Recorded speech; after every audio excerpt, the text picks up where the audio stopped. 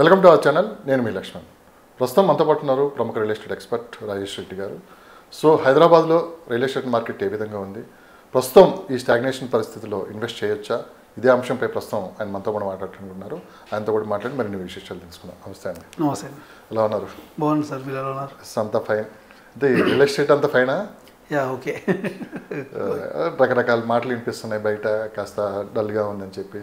So ఎవరు బయటపడలేదు, కానీ లోపల అయితే కాస్త ఇబ్బందిగా ఉన్నదని చెప్పి మాట్లాడుతున్నారు.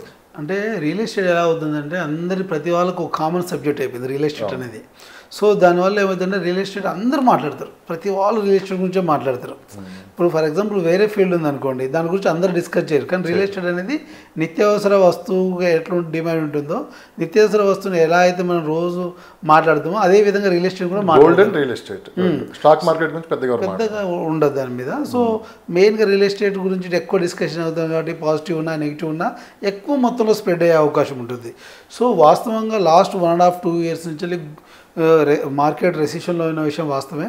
అయితే మార్కెట్ మన ఒక్క దగ్గరే కాదు రెసిషన్, వరల్డ్ వైజ్ రెసిషన్ ఉంది.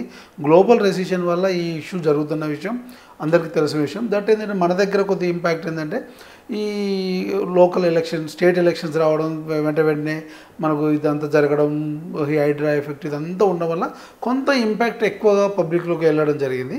కానీ గ్లోబల్ రెసిషన్ ఉండడం వల్లనే ఇది జరుగుతుంది అనే విషయం అందరికీ తెలుస్తుంది త్వరలోనే. చాలామందికి తెలుసు ఈ విషయం. Global recession not only real ఎస్టేటే కాదు, అన్ని మార్కెట్లు కూడా కొద్దిగా స్లోగానే నడుస్తున్నాయి. స్టాగ్నేటివ్ మార్కెట్లో ఉంది. ఇది పబ్లిక్లో అయితే నడుస్తుంది, రోజు ఈ చర్చ అయితే నడుస్తుంది. అసలు మెయిన్ ఇక్కడ బిల్డర్స్ కావచ్చు, డెవలపర్స్, సో వాళ్ళ మధ్య ఎలాంటి చర్చ నడుస్తుంది? బిల్డర్స్ కూడా స్లో ఉన్నారు. ఎందుకంటే ఎప్పుడు కూడా రీసేల్ ఎక్కువ సేలింగ్ నడిస్తేనే బయింగ్ నడుస్తుంది. సో సేల్ పర్సంటేజ్ కొద్దిగా తగ్గింది కంపారిటివ్లీ లాస్ట్ ఇయర్, అంతకుముందు ఇయర్తో కంపేర్ చేస్తే యూనిట్స్ అనేది కొంచెం తగ్గింది. మంత్లీ 5 units, 10 units, 20 units అమ్మే వాళ్ళే ఉన్నారు తప్ప more than 50 units, 25 units above అమ్మిన వాళ్ళు ఈ మధ్యకాలం తగ్గారు. ఎందుకంటే కొంత పర్సంటేజ్ ఆఫ్ సేల్ అనేది తగ్గడం అయితే చాలా వరకు ఉంది మార్కెట్లో. ఎందుకంటే స్టాగ్నేటివ్ ఉండడం, గ్లోబల్ రెసిషన్ ఉండడం, ఇప్పుడు ఐటీ ఉంది. మొన్నటి వరకు ఐటీ రెసిషన్లో ఉంది. ఎందుకంటే రేపు ఫ్యూచర్లో ఎవరైనా మనం ఫర్ ఎగ్జాంపుల్ ఇవాళ లోన్ తీసుకొని ఏమైనా ప్రాపర్టీ కొనుక్కోండి, ఓ 2 months, 3 months లేదా 6 months జాబ్ పోయింది అనుకోండి, మళ్ళీ జాబ్ ఎప్పుడు వస్తుందో తెలియదు, ఎప్పుడు గెట్ అవుతుందో తెలియదు. సో దానివల్ల ఏమవుతుందంటే ఎంప్లాయ్మెంట్ గ్యారంటీ లేకపోవడం వల్ల కొంతవరకు ఈ కన్స్ట్రక్షన్లో కానీ ఓపెన్ ఫ్లాటింగ్లో కానీ కొంత ఇన్వెస్ట్మెంట్స్ అనేది తగ్గిందనే విషయం అయితే వాస్తవం. కాకపోతే ఇప్పుడు ఐటీ కోలుకోవడానికి కొద్దిగా పాజిటివ్గానే కనబడుతుంది. లే ఆఫ్ మొత్తం తగ్గిపోయినాయి. సో దానివల్ల ఏంటంటే కొద్దిగా పాజిటివ్గానే ఉంది మార్కెట్. గ్లోబల్ రెసిషన్ ఎఫెక్ట్ వల్లనే రియల్ ఎస్టేట్ కొంచెం స్లో డౌన్గా మందగించని చెప్పొచ్చు. అలా అని ఎక్కడ భూముల రేట్లు తగ్గలేదు, భూముల రేట్లు ఎక్కడా పడిపోలేదు. డిమాండ్ బట్టే సప్లై ఉంటుంది, కానీ ఇక్కడ డిమాండ్ ఉంది, సప్లై ఉంది. బట్ ఏంటంటే ఇక్కడ ఏం జరుగుతుందంటే గ్లోబల్ రెసిషన్ వల్ల గతంలో జరిగినటువంటి సేల్స్ ఇప్పుడు జరగట్లేదు. గతంతో పోల్చి ఇప్పుడు మార్కెట్ చేయలేము, ఎందుకంటే మార్కెట్ రోజు పెరుగుతుంది కాబట్టి అంత స్పీడ్గా ఉండదు. ఎందుకంటే ప్రైసెస్ కూడా పెరిగినాయి కదా. సో దాన్ని బట్టి చూడాలి మనము. ఒక హైదరాబాద్లో ఇలా ఉందా, ఇటు చెన్నై కావచ్చు, బెంగళూరు, పూణే, ఇటు సైడ్ కూడా మార్కెట్ స్లో డౌన్ ఉంది? వాళ్ళకి ఇంకా ముందు నుంచి స్లో డౌన్ ఉంది. హైదరాబాద్ మార్కెట్ ఇప్పుడు చాలా బాగుంది. వాళ్ళతో కంపేర్ చేస్తే ఇండియాలో ఉన్నటువంటి మేజర్ మార్కెట్ పూణే కానీ, నోయిడా కానీ, గుర్గాన్ కానీ, న్యూఢిల్లీ కానీ, బెంగళూరుతో కంపేర్ చేస్తే హైదరాబాద్ మార్కెట్ చాలా పాజిటివ్గా ఉంది, చాలా మంచి గ్రోత్లో ఉన్నట్టే కంపారిటివ్లీ వాళ్ళతో చూస్తే. మనం రీసెంట్గా వచ్చినటువంటి సర్వే, నైట్ ఫ్రాంక్ వాళ్ళ సర్వే చూస్తే కూడా మనం పాజిటివ్లో ఉన్నాం కంపారిటివ్ వాళ్ళతో కంపేర్ చేస్తాం. మనం హైదరాబాద్ మార్కెట్ ఎప్పటికీ ఫ్లెక్సిబుల్గా నడుస్తూనే ఉంటుంది. ఇంతకుముందు ఉన్న స్పీడ్తో ఇప్పుడు లేదనేది మాత్రం వాస్తవం. ఈ స్పీడ్ లేదని మీరు అంటున్నారు. అంటే ఐటీ సెక్టర్ నుంచి కూడా ఎక్కువ ఇన్వెస్ట్మెంట్స్ రియల్ ఎస్టేట్లో పెడతారు. ఒకప్పుడు ఎడాపెడ పెట్టేశారు, ఇప్పుడు కాస్త భయం పట్టుకుంది ఐటీ వాళ్ళకి కూడా. ఎందుకంటే ఏ టెక్నాలజీ డెవలప్ అవటం, జాబ్స్ సెక్యూరిటీ లేకపోవటం కూడా కాస్త ఇప్పుడు ఏంటంటే రియల్ ఎస్టేట్లో ఇన్వెస్ట్ చేయడానికి ముందుకు రావటం లేదు ఐటీ వాళ్ళని చెప్పి కూడా వినిపిస్తున్నమాట. సెకండ్ ఏంటంటే ఇప్పుడు లోన్స్ తీసుకొని మళ్ళీ అవన్నీ క్లియర్ చేసుకోవడానికి కూడా కాస్త ఇబ్బందిగా ఫీల్ అవుతున్నారు అని చెప్పి. ఇది అంతవరకు నిజం అంటారు? అది వాస్తవం అండి. ఎందుకంటే లే ఆఫ్లు జరుగుతున్నాయి. సో లే ఆఫ్లు జరుగుతున్నప్పుడు రేపు పొద్దున వాటిని రీపేమెంట్ చేయాలన్నప్పుడు ఇబ్బంది అవుతుంది కదా. సో సెక్యూర్ జాబ్ లేకుండా పోయింది, గ్యారంటీ జాబ్ లేకుండా పోయింది. సో దానివల్ల ఐటీ వాళ్ళు బాగా ఇబ్బంది పడుతున్న విషయం అయితే వాస్తవం. దాని తోడు ఏంటంటే ఎప్పటికప్పుడు కొత్త టెక్నాలజీ రావడం వల్ల ఎప్పుడు టెక్నాలజీలో ఇప్పుడు ఏఐ టెక్నాలజీ ద్వారా ఎంప్లాయ్మెంట్ పెరుగుద్దా తగ్గుద్దా అంటే చాలామంది ఎంప్లాయ్మెంట్ తగ్గే అవకాశం ఉందని చెప్తున్నారు. బట్ ఎంప్లాయ్మెంట్ తగ్గే అవకాశం ఉన్నప్పుడు ఏంటంటే వీళ్ళు కొత్త టెక్నాలజీ నేర్చుకోవాలి, ఏఐలో కొత్త మాడ్యూల్ నేర్చుకోవాల్సి వస్తుంటుంది. సో దానివల్ల ఏంటంటే మెయిన్ ఫోకస్ వాళ్ళ యొక్క సెక్యూర్ మీద, వాళ్ళ యొక్క జాబ్ మీద, వాళ్ళ ప్రొఫెషనల్ మీద పెట్టడం వల్ల ఏంటంటే ఇన్వెస్ట్మెంట్ మీద తగ్గిన విషయం వాస్తవమే. అలా అని మొత్తం రియల్ ఎస్టేట్ మొత్తం స్తబ్దత అయింది, కొలాప్స్ అయిందని మాత్రం చెప్పలేం. రియల్ ఎస్టేట్ నడుస్తుంది, కొంత పర్సంటేజ్ తగ్గిన మాత్రం వాస్తవం. తగ్గింది, పడిపోయింది, ఇలా రకరకాల ప్రచారాలు నడుస్తున్నాయి. ఈ ప్రచారాలు వెనక ఏమైనా వ్యూహం ఉందంటారా? అంటే రియల్ ఎస్టేట్ పరంగా ఎప్పుడు మనం వినిపిస్తున్న మాట కొన్ని పొలిటికల్ కొన్ని డ్రామాలు నడుస్తూ ఉంటాయి కదా. సో దీని కొంత ఏ ఫీల్డ్లో అయినా కొంత నెగిటివిటీ స్ప్రెడ్ చేయడానికి అవకాశం ఉంటుంది. ఎందుకంటే ఒక నెగిటివిటీతోనే అవతల వాడికి ఏదో ఒక బెనిఫిట్ ఉంటుంది కాబట్టి డెఫినెట్గా జరగవచ్చు. కానీ ఇవాళ ఒక్కరు చేస్తే నెగిటివ్ అయ్యేంత చిన్న విషయం కాదు ఇది. ఎందుకంటే గ్లోబల్ మార్కెటే రెసిషన్లో ఉంది కాబట్టి రియల్ ఎస్టేట్ రెసిషన్లో ఎక్కువ పొత్తుతనం కనపడుతుంది. ఎంటైర్ వరల్డ్ అంతా కూడా ఇదే సిచ్యువేషన్లో ఉంది. బట్ మన దగ్గర కొద్దిగా పీపుల్ అంతా కూడా ఫోకస్గా రియల్ ఎస్టేట్ను కొద్దిగా ఎక్కువ చూస్తారు కాబట్టి మనకు కొంచెం ఎక్కువగా ఇంపాక్ట్ కనిపిస్తుంది ఇక్కడ.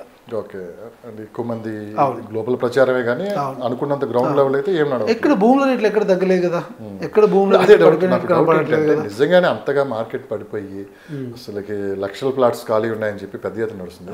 అంత ఖాళీకి పెట్టుకొని అంత ఇన్వెస్ట్మెంట్ చేసి అంత ఒత్తిడిలో ఉండి ఎవరైనా సరే ఏంటంటే బేసిక్గా రేట్లు తగ్గించుకుంటారు.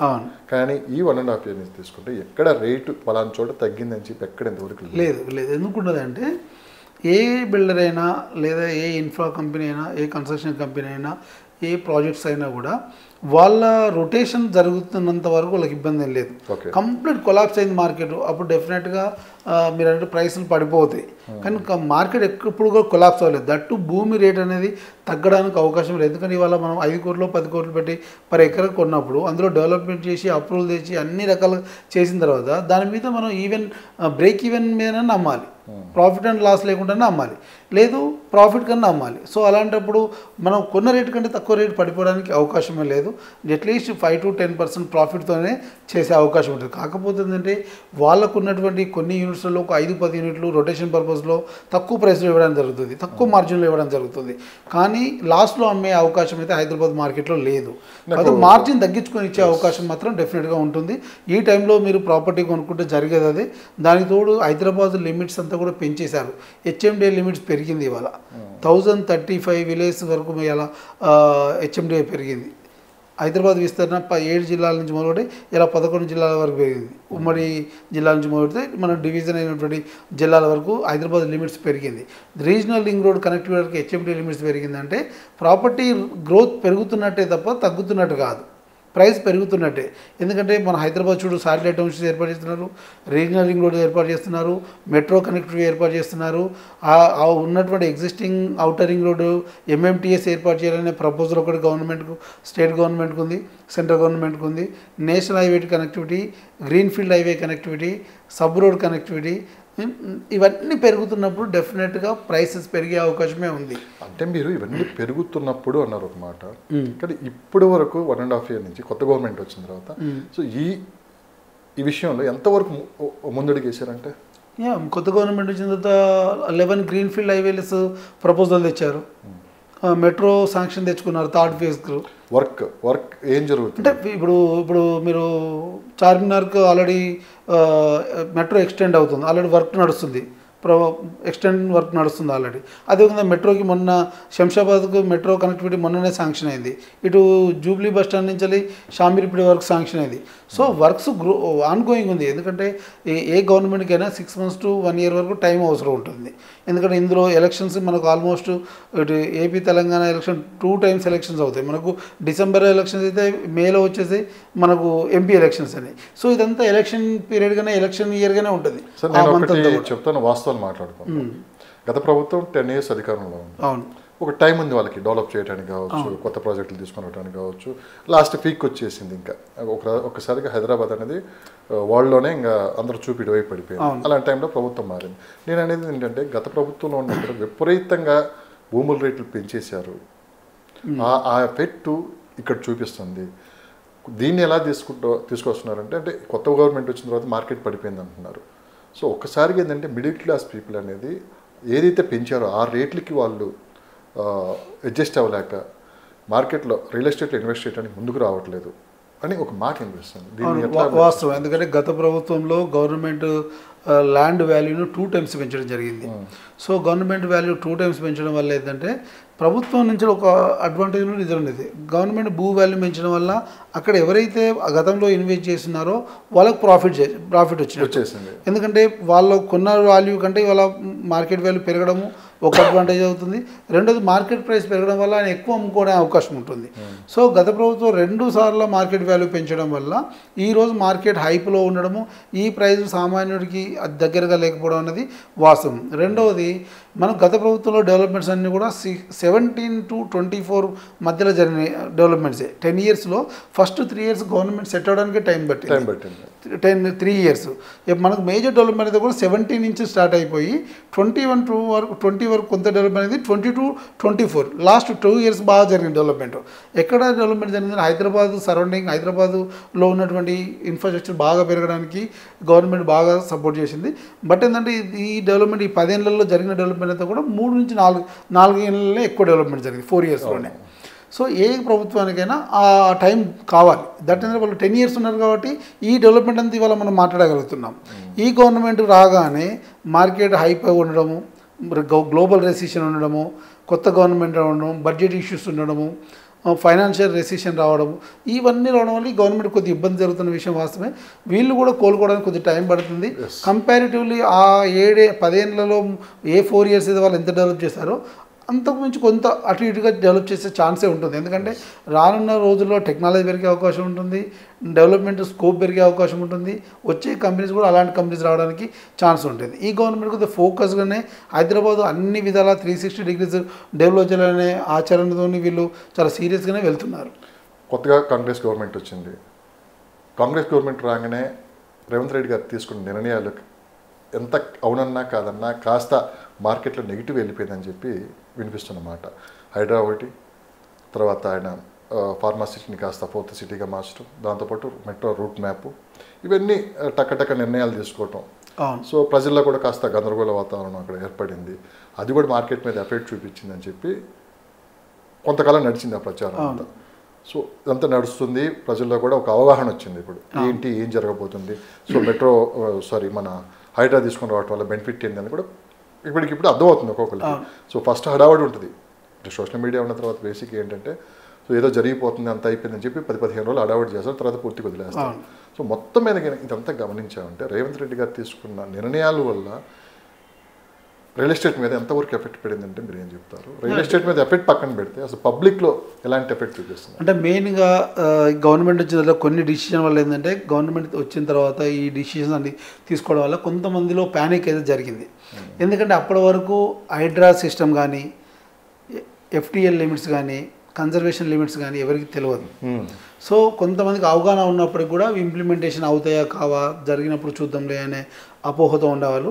సో హైడ్రా రావడం వల్ల ఏంటంటే మన యొక్క జోన్స్ ఏమున్నాయి, బఫర్ కనెక్టివిటీ వరకు ఉంది, FTL ఎంతవరకు ఉంది, హైడ్రా యొక్క పనితీరు ఏంది, రెవెన్యూ డిపార్ట్మెంట్కి ఏ విధంగా అనుసంధానం చేస్తారు వీళ్ళు, ఇరిగేషన్ డిపార్ట్మెంట్కి ఎలా అనుసంధానం చేస్తారు అనేది ఇప్పుడు కొంత అవగాహన వచ్చింది.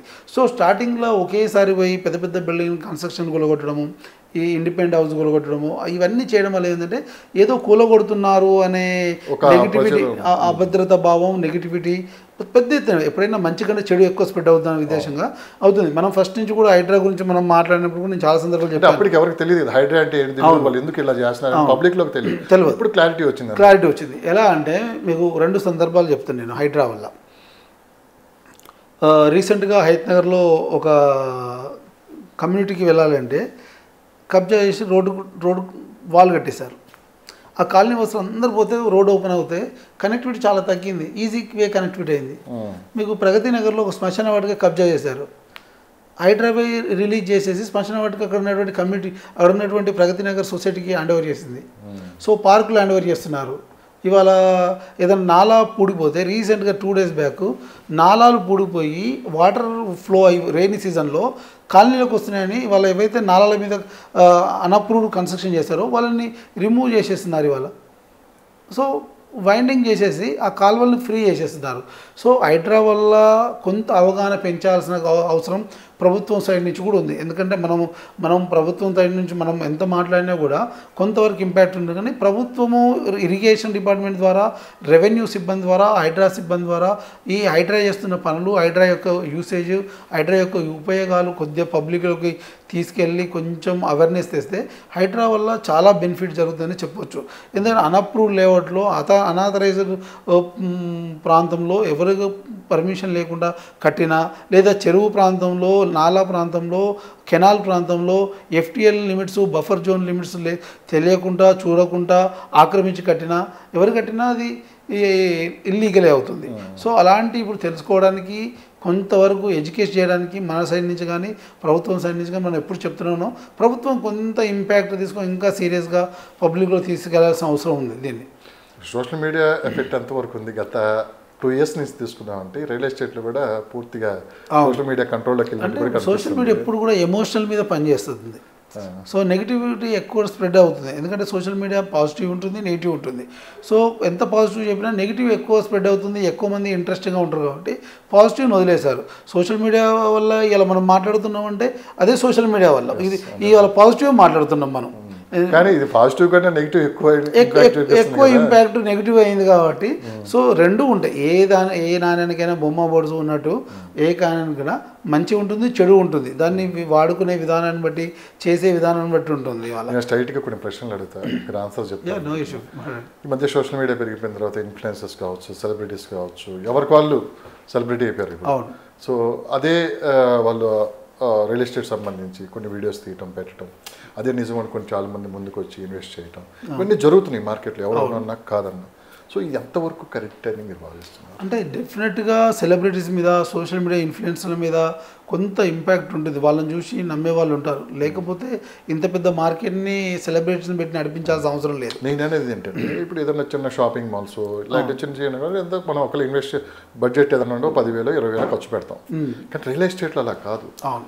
ఈరోజు రియల్ ఎస్టేట్లో ఇన్వెస్ట్ చేయాలంటే మినిమం 50 లక్షలు అండ్ అబోవ్ ఉంటేనే ఓ ప్లాటో ఏదోటి మనకు దగ్గర దూరం ఎక్కడో అంత అమౌంట్, అంటే దాదాపు మనం కష్టపడ్డ ప్రతి రూపాయి తీసుకుని వచ్చి అక్కడ ఇన్వెస్ట్ చేస్తున్నాం. అన్ని డబ్బులు పెట్టే ముందు సో ఏదో వీడియోలు చూసి, నేను ఏదైనా సరే ఇప్పుడు మంది సోషల్ మీడియానే ఏదో వీడియోలు చూసి, లేదా మీరు డిస్కషన్ చేసి ఇదే నిజం అనుకోని చాలామంది అంటే అవగాహన లేక, సో మనకి ఏంటంటే ఇన్ఫర్మేషన్ మాత్రమే ఇస్తున్నాం ఇక్కడ. మనం ఆ ఇన్ఫర్మేషన్ బేస్ చేసుకొని స్వయాన్ని మనమే వెళ్ళి అక్కడికి వెళ్ళి చూసుకొని, లేదంటే ఎంక్వైరీస్ చేసుకొని చేయాల్సింది పోయి ఇదే నిజం అనుకుని చాలామంది ముందుకు వచ్చి ఇబ్బంది పడుతున్నారు. నా దృష్టికి వచ్చింది. అవును అవును, మీరు అన్నది వాస్తవం. మనం ఏం చేస్తున్నామంటే ఎప్పుడు కూడా ఇన్వెస్ట్ చేస్తున్నప్పుడు అక్కడ ఉన్నటువంటి కంపెనీకి ఉన్నటువంటి లీగాలిటీ, కంపెనీకి ఉన్నటువంటి ఆ ప్రాజెక్ట్కి ఉన్నటువంటి అప్రూవ్స్ ఇవి చెక్ చేయాలి. దాంతోపాటు ఆ ప్రాజెక్టులు ఎక్కడైతే మనం ఇన్వెస్ట్ చేస్తున్నామో దానికి సరౌండింగ్ ఉన్నటువంటి ఇన్ఫ్రాస్ట్రక్చర్ ఏ విధంగా డెవలప్ అవుతుంది, అక్కడ ఎంప్లాయ్మెంట్ రావడానికి ఎంత టైం పడుతుంది, ఆ సరౌండింగ్లో అర్బనైజేషన్ అవడానికి ఎంత టైం పడుతుంది అనేది మనం ఈ 3-4 పాయింట్స్ చెక్ చేసుకున్నట్టయితే డెఫినెట్గా మనం పెట్టే ప్రతి ఇన్వెస్ట్మెంట్ కూడా లాభదాయకం అవుతుంది. మనం లీగాలిటీ చెక్ చేయకుండా, అప్రూవల్స్ ఉన్నాయా లేవో చెక్ చేయకుండా ప్రీ లాంచ్లో వెళ్ళి ఇన్వెస్ట్ చేస్తే మోసపోయే అవకాశానికి చాలా ఛాన్స్ ఉంది. మనం ప్రతిసారి చెప్తుంది ఇదే, ప్రీ లాంచ్కి వెళ్ళకండి. మీరు ప్రీ లాంచ్కి వెళ్ళకండి.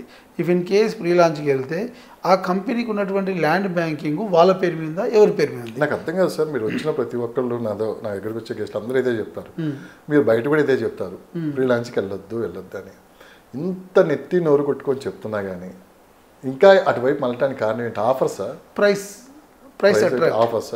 ఆఫర్స్ సరే, ప్రైస్కి అట్రాక్ట్ అవ్వడం అనేది కామన్ అండి. కాకపోతే ఏంటంటే ప్రైస్కి అట్రాక్ట్ అయినప్పుడు ఏం చేయాలంటే మనము ఆ యొక్క కంపెనీ ట్రస్ట్ వర్త్ ఎంతవరకు ఉందో చెక్ చేయాలి. రెండోది ఆ ప్రాపర్టీ మనం ఏదైతే ప్రీ లాంచ్లో కొంటున్నామో అది ఏ మోడ్ ఆఫ్ డెవలప్మెంట్లో ఉందో చూడాలి. లేదు మనం ల్యాండ్ మొత్తం పర్చేజ్ చేసి తనే అప్రూవ్డ్కి వెళ్ళి తనే కొంటుండా, లేదు వేరే వాళ్ళ పేరు మీద, లేదా అగ్రిమెంట్ మీద డెవలప్ చేస్తున్నారా, లేదా డెవలప్మెంట్ రేషియోలో డెవలప్మెంట్ చేస్తున్నారా, ఏందనేది మనం పర్టికులర్గా చూడాల్సిన అవసరం ఉంది, చెక్ చేసుకోవాల్సిన అవసరం ఉంది. లేదా ఇవన్నీ చేసినా కూడా ఆయన అప్రూవ్కి వెళ్ళినా లేదా చూడాలి ఫస్ట్. ఇవన్నీ చేయకుండా తక్కువ ప్రైస్కి వస్తున్నాం మనం డబ్బులు కట్టేసి వాడికి అప్రూవ్ రాదు, లీగాలిటీ ఇష్యూ ఉంటుంది, ఆ ల్యాండ్ లార్డ్కు బిల్డర్కి ఇష్యూ ఉంటుంది. సో ఇట్లాంటి ఇష్యూస్ వల్లనే ఈ మధ్యలో జరిగినటువంటి ఒక 5-6 ఇష్యూస్ అన్నీ కూడా ఇవి జరిగినాయి. ఇవన్నీ జరగడానికి ఒక గ్రూప్ అంటే ఇట్స్ మీన్ ఎవరో ఒకరు తీసుకున్నాను అనుకోండి, ఆ బంధువులు వాళ్ళ ఫ్రెండ్స్ అందరూ ఏంటంటే సో మనోడు తీసుకున్నాను కదా ఏం లేకుండా ఎలా తీసుకుంటారులే, ఏదైనా అంత ఇబ్బంది ఉంటే అసలు చెప్తారు కదా అని చెప్పి ఒక గ్రూప్గా అందరు కలిసి తీసుకుంటా ఉంటాం. ఇది ఎంతవరకు కరెక్ట్? ఇప్పుడు జరిగేది అలానే జరుగుతుంటాయి. ఇప్పుడు లక్ష్మణ్ గారు సజెస్ట్ చేశారని నేను సజెస్ట్ చేశాను, ఎక్స్ సజెస్ట్ వై, ఇట్లా వెళ్తుంటారు. బట్ ఏంటంటే మనం ఏ కంపెనీకి వెళ్ళినా ఇవన్నీ చెక్ చేయాలి, మినిమం ఇవి చెక్ చేయాలి. మనం ప్రైస్ ఒకటే కాదు కదా, మనకి ఇచ్చే ఎమ్యూనిటీస్ ఒకటే ముఖ్యం కాదు కదా, అసలు లీగాలిటీ, అప్రూవల్స్, రేరా, హెచ్ఎండిఏ ఇవన్నీ ఉన్నాయా లేవో చూడాలి కదా మనం. లేకుంటే ఇది ఏ డెవలప్మెంట్లో కడుతున్నాడు, ఇప్పుడు అపార్ట్మెంట్కి 5 అపార్ట్మెంట్లో ప్రైస్ అట్రాక్టివ్ పెడతారు, ఫ్రీ లాంచ్కి ఈ ప్రైస్కి ఇస్తామని. అసలు వాడు ల్యాండ్ వాందా కాదా, ఆ బిల్డర్ పేరు మీద ఉందా లేదా, ఆ కంపెనీ పేరు మీద ఉందా లేదా, ఎవరి పేరు మీద ఉంది, ఎవరు కడుతున్నారు, ఎప్పుడు హ్యాండ్ ఓవర్ చేస్తున్నాడు, వీళ్ళకు రేరా అప్రూవల్ వచ్చిందా లేదా, ఇవన్నీ చెక్ చేయాలి. ఇవన్నీ రాలేదు, అసలు ల్యాండ్ ఎవరి పేరు మీదో చెక్ చేయాలి, ల్యాండ్ పొజిషన్ ఎక్కడుందో చెక్ చేయాలి, అక్కడ ఎంక్వైరీ చేయాలి మనం. ఇవన్నీ చేయకుండా ఊరికే ఇన్వెస్ట్ చేస్తామంటే మోసపోవడానికి ఛాన్సెస్ ఎక్కువగా ఉన్నాయి. రియల్ ఎస్టేట్లో ట్రస్ట్ అంటే ఏంటి? ఈ అప్రూవల్స్ లీగాలిటీ. చాలా మంది ఏంటంటే చెప్తున్నా ఇప్పుడు మీకు అడిగిన ప్రశ్న కూడా, ఇప్పుడు నేను తీసుకున్నాను అనుకుంటే నన్ను చూసి ఇంకో 10 మంది, అంటే ఇక్కడ ప్రాపర్టీ చూడలేదు, కంపెనీ లీగాలిటీ ఎలా ఉందో చూడలేదు, అసలు కంపెనీ ఉందా లేదా చూడలేదు, నన్ను చూసి తీసుకునే వాళ్ళు కూడా చాలామంది ఉంటారు. అది ఎంతవరకు కరెక్ట్ అనేది? అంటే మిమ్మల్ని చూడడం వల్ల మీ ద్వారా వచ్చే అడ్వాంటేజ్ ఏమవుతుందంటే, లక్ష్మణ్ అనే ఇమేజ్కి, లక్ష్మణ్ క్యాలిబర్కి సెలెక్ట్ చేసిన ప్రాపర్టీ మంచి ప్రాపర్టీ అయి ఉండొచ్చు. లక్ష్మణ్ ఎంతవరకు తీసుకెళ్తాడు, లక్ష్మణ్ చూసిన ప్రాపర్టీ వరకు తీసుకెళ్తాడు. లక్ష్మణ్ యొక్క క్యాపబిలిటీ, లక్ష్మణ్ ఉన్న ఇమేజ్ వల్ల లక్ష్మణ్ ప్రైస్ తగ్గించగలుగుతాడు, లక్ష్మణ్ ఆ ప్రాపర్టీ మీకు రీచ్ అయ్యేటట్టు చేయగలుగుతాడు. కానీ లక్ష్మణ్ చూసింది వేరే కావచ్చు, మీరు చూసేది వేరే కావచ్చు. లక్ష్మణ్ లీగాలిటీ చూడకపోవచ్చు, లక్ష్మణ్ అప్రూవల్ చూడకపోవచ్చు, కానీ మీరు అవి చూడాలి. మీ బ్రాండ్ ఇమేజ్, ఏదైనా కంపెనీ ఇమేజ్ ఎప్పుడు పెరుగుతుంది? మీ యొక్క లీగాలిటీ, మీ యొక్క డెవలప్మెంటు, మీరు చెప్పినటువంటి వర్డ్, అది దానివల్లే మీ బ్రాండ్ పెరుగుతుంది. నాకు బ్రాండ్ ఉంది కానీ లీగాలిటీ లేకుండా, అప్రూవల్స్ లేకుండా, డెవలప్మెంట్ లేకుండా అంటే అవన్నీ కావు. మనకి ఇవన్నీ ఉన్నప్పుడే మన బ్రాండ్ పెరుగుద్ది, మన యొక్క పర్సనల్గా మన యొక్క ఇమేజ్ పెరుగుతుంది. ఏం డెవలప్మెంట్ చేయకుండా, ఏ అప్రూవ్స్ లేకుండా ఉంటే ఎటువంటి ఇమేజ్ రాదు, ఎటువంటి బ్రాండ్ రాదు, ఎటువంటి ఇది పెరగదు మార్కెట్లో. ఇప్పుడు కూడా మన అప్రూవల్స్, మన డెవలప్మెంట్లు, మన ఎమ్యూనిటీస్, మన ట్రాన్స్పరెన్సీ మన బ్రాండ్. లాస్ట్ ఇయర్ మీరు 15 years నుంచి రియల్ ఎస్టేట్లో ఉన్నారు కదా, వన్స్ ఒక్కసారి రియల్ ఎస్టేట్లో ఇన్వెస్ట్ చేసి మోసపోతే చాలామంది ఉన్నారు, ఇప్పుడు చూస్తూనే ఉన్నాం. ఎవరికన్నా రిటర్న్ అమౌంట్ వచ్చింది ఎక్కడన్నా మీరు చూసారా? అంటే టైం పడుతుంది సార్, వచ్చే అవకాశం ఉంటుంది. అంటే తక్కువ పర్సంటేజ్ ఉంది దానికి చెప్పండి మీరు. ఉంటుంది, కొన్ని సందర్భాల్లో వాళ్ళు చేసే ప్రాపర్టీని బట్టి ఉంటుంది. ఇప్పుడు కొన్ని విషయాలు మనం ఎట్లుంటుందంటే, ట్రాన్స్పరెన్స్గా ఇన్వెస్ట్ చేస్తాం మనం, కానీ అవతల వాడు మనం కావాలని వాంటెడ్గా మోసం చేస్తే ఏం చేయలేము. సో అది వేరే సబ్జెక్ట్. కానీ లీగాలిటీ చూసుకోకుండా చేస్తే ఇంకో రకంగా ఉంటుంది. సో ఏమవుతుందంటే, మీరు అన్నట్టుగా రిటర్న్ వచ్చే అమౌంట్ చాలా తక్కువ ఉంటుంది, కానీ టైం పడుతుంది. ఒకవేళ వచ్చినా కూడా జ్యుడిషియరీకి వెళ్ళాల్సి వస్తుంది, కోర్టులో ఉంటుంది, ఎక్స్ట్రా ఖర్చు, మెంటల్ ప్రెషరు, సైకలాజికల్గా ఇబ్బంది పడాల్సి వస్తుంది, టైం అవన్నీ మనం కొనే ముందే చెక్ చేసుకుంటే ఈ గొడవే ఉండదు. మన వాళ్ళు లక్షలు పెట్టడానికి కొనడానికి వస్తారు, కానీ ఓ 10,000 పెట్టి లీగల్ ఒపీనియన్ తీసుకోరు. అదే వచ్చిన పాయింట్ అక్కడ. ఇది ఇంత అవేర్నెస్ తీసుకొని వస్తున్నా కానీ ఎక్కడోసారి మోసపోతున్నా ఉన్నా. అవును, లేదు, వాళ్ళ దగ్గర లీగల్ ఒపీనియన్స్ ఉంటాయి, ప్రతి కంపెనీ దగ్గర లీగల్ ఒపీనియన్స్. మోసం చేసేవాడు తప్పు కాదు, మోసపోయేవాడు తప్పు. అంతే, డెఫినెట్గా వాళ్ళు ఉన్నంత వీళ్ళు ఉంటారు, రెడీగా ఉంటారు. అంతే కదా, వాడికి అవసరం, వీడి అవసరం వాడు అవసరం క్యాచ్ చేస్తాడు. అలా ఉంటుంది ఎప్పుడు కూడా. ఏంటి అసలుకి రియల్ ఎస్టేట్లో తెలివిగల ఇన్వెస్ట్మెంట్ అంటే ఏంటి? అంటే తెలివిగల ఇన్వెస్ట్మెంట్ అంటే సార్, రైట్ టైంలో ఇన్వెస్ట్ చేయడమే. రైట్ టైంలో ఇన్వెస్ట్ చేయడమే.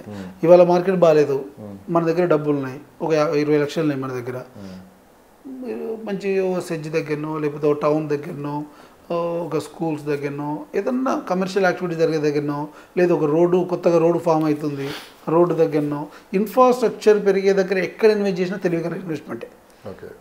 ఎక్కడో సిటీకి దూరంగా పోయి కొన్నాం, ఏ రోడ్డు లేదు, ఏదో చిన్న రోడ్డు ఉంది, అది ఎప్పుడు డెవలప్ అయ్యేదో తెలియదు, ఎక్కడ ఏ వస్తువు తెలియదు, అట్లాంటి దగ్గర ఇన్వెస్ట్ చేస్తే తెలియగల ఇన్వెస్ట్మెంట్ కాదు. అంటే చాలా మంది ఏంటంటే మార్కెట్ డల్గా ఉంది, అమ్మో ఇప్పుడు కొంటే తర్వాత పరిస్థితి ఏంటి అని దాదాపు 80% ఆగిపోతారు. అవును.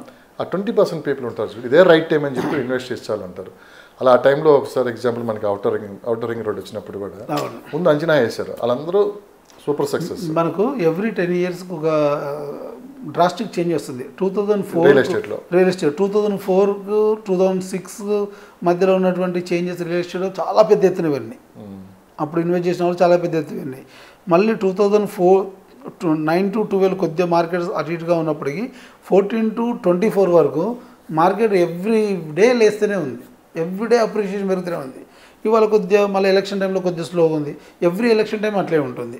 మళ్ళీ ఒక 1 year గ్యాప్ ఉంటుంది, మళ్ళీ పెరుగుతూనే ఉంటుంది. ఇదేంటో చిన్న స్టాప్ లాంటిది ఇది. మళ్ళీ మార్కెట్ తొందరగా పెరిగే అవకాశం ఎక్కువగా ఉంటుంది.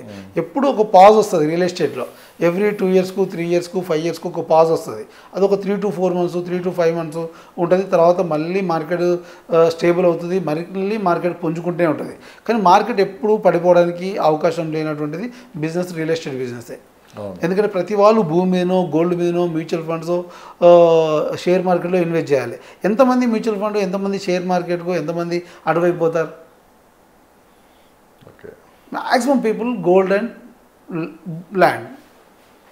సో అవకాశం ఎక్కువ ఉన్నటువంటి ఎక్కువ కూడా భూమి మీదనే ఉంటుంది ఎక్కువ. సో అందరు ఇటువైపు చూడడానికి అవకాశం ఉంది. తక్కువ బడ్జెట్లో మంచి ప్లేస్లో ఇన్వెస్ట్ చేయాలనుకున్నా, లేదు ఇప్పుడు మార్కెట్ వరస్ట్గా ఉందని మీ ఫీలింగ్లో ఉంటే, మార్కెట్ బాగాలేదనుకుంటే ఇప్పుడు కొనండి, రైట్ టైం. ఇప్పుడు కొనుక్కొని పెట్టుకోండి, రైట్ టైం. మీరు మార్కెట్ పుంజుకునే వరకు minimum 3,000 to 5,000 per square yard పెరగడానికి అవకాశం ఉంది. సెల్లర్ దగ్గర మనం ఏదైనా బార్గెన్ చేసుకున్నా కానీ 500 తగ్గించే డెఫినెట్గా అవసరం ఉంటుంది కదా వాళ్ళకి, ఉంటుంది. సో ఇప్పుడు కంపెనీ దగ్గర పోయి సార్ నా దగ్గర ఇంతే ఉంది, ఇంతకైనా పెట్టగలుగుతాం, నాకు మీరు చూసి ఇవ్వండి సార్, మీరు ఒక 500 1000 రూపాయలు తగ్గించుకొని ఇవ్వండి అని మన ఓనర్ని రిక్వెస్ట్ చేయగలిగితే డెఫినెట్గా ఆయన ప్రాఫిట్లో 1000 రూపాయలు తగ్గించిన అది ఇలా మీకు లాభం జరుగుతుంది. రేపు ఇలా ఏదైతే ప్రైస్కి అమ్ముతుండో ఆ ప్రైస్ మీరు 2 నుంచి 3,000 ఎక్కువ అమ్మడానికి ఛాన్స్ ఉంటుంది ఆ బిల్డర్. ఎందుకంటే ఈ 1 year నుంచి మార్కెట్ స్టేబుల్గా ఉంది కాబట్టి, మార్కెట్ బాగాలేదు కాబట్టి తను ప్రాఫిట్ చేసుకోవడం కోసం ఇప్పుడు ఏదైతే స్లో అయిందో అదంతా అప్పుడు కవర్ చేయడానికి ట్రై చేస్తాడు. సో అప్పుడు ఒక 3,000 ఇప్పుడు నీకు తగ్గించిన 1000 రూపాయలు 4,000 పెరిగితే ఫర్ ఎగ్జాంపుల్ నీకు 8 నుంచి 9 లక్షలు పెరిగినట్టే కదా మనం కొన్న ప్రాఫిట్ ప్రైస్ మీద. సో అది లాభమే కదా మనకు వితిన్ 1 yearలో. సో ఎవరైతే మనం ఇప్పుడు మార్కెట్ బాగాలేదని మీరు అనుకుంటున్నారో, ఈ టైంలో కష్టమో నష్టమో మీకున్న బడ్జెట్లో అప్పో సప్పో తెచ్చి ఇప్పుడు ఇన్వెస్ట్ చేయండి. దూరమైనా పర్లేదు, సిటీకి దూరంగా పోయి ఇన్వెస్ట్ చేయండి. ఎందుకంటే మన దగ్గర బడ్జెట్ తక్కువ ఉంది కాబట్టి సిటీకి దూరంగానే వెళ్ళాలి. మీరు అన్నారు సిటీకి దూరంగా వెళ్ళాలని. 2 years బ్యాక్ మార్కెట్ పీక్లో ఉంది, పీక్ స్టేజ్. ఆ తర్వాత ఈ 2 yearsలో స్లో డౌన్ అవుతూ వచ్చింది. ఇప్పుడు ప్రభుత్వం కూడా కొన్ని అప్రూవల్స్ తీసుకొని వచ్చింది. సో నెక్స్ట్ ఏంటంటే 1.5 year గవర్నమెంట్ కూడా వచ్చి దాన్ని సెట్ అయ్యి ఇదంతా ఇంకా జరగబోయే 3 years ఉంది కదా, ఇక్కడ నుంచి వర్క్ స్టార్ట్ అవ్వబోతున్నాయి. ఓకేనా, అలాంటి పీక్ స్టేజ్ మనం ఈ 3 సంవత్సరాల్లో చూడబోతున్నాం చూడొచ్చు వినిపిస్తున్నమాట. ఎందుకంటే మొత్తం మీద మార్కెట్ గేమ్ చేంజర్ ఎట్లా అంటే ఇప్పుడు మన 4th city and triple R ఓకేనా, ఇదే చేంజ్ అయిపోతుంది మొత్తం. వన్స్ ఇక్కడికైనా వర్క్ స్టార్ట్ చేశారంటే మటుకు ఒక్కసారి మార్కెట్ పెరిగిన తర్వాత ఇప్పుడున్న ప్రైజెస్ ఆ రోజు ఉండకపోవచ్చు. అవును అని వినిపిస్తున్నమాట. 100% అండి, ఇప్పుడున్న ప్రైసెస్ డెఫినెట్గా ఉండదు. ఎందుకంటే సింపుల్ మీకు లాజిక్ చెప్తాను. మొన్నటి వరకు DTCP లిమిట్స్ ఉండే RRR వరకు, ఇవాళ HMDA అయింది. HMDA అయిన తర్వాత HMDA ఫీజులు, HMDA డెవలప్మెంట్ ఛార్జెస్ వేరే ఉంటాయి కదా. సో అప్పుడు ప్రైస్ ఇప్పుడున్న DTCPతో HMDA కంపేర్ చేస్తే ఒక 1000 నుంచి 2,000 రూపాయలు మినిమం 2,000 డిఫరెన్స్ అయితే ఉంటుంది. HMDA DTCPకి మినిమం తక్కువ 2,000 డిఫరెన్స్ అయితే ఉంటుంది. ఆ 2,000 ఇక్కడ పెరిగినట్టే కదా మనకు, ఆ 2,000 ప్రాఫిటబుల్ కదా మనకు, పెరిగినట్టే కదా.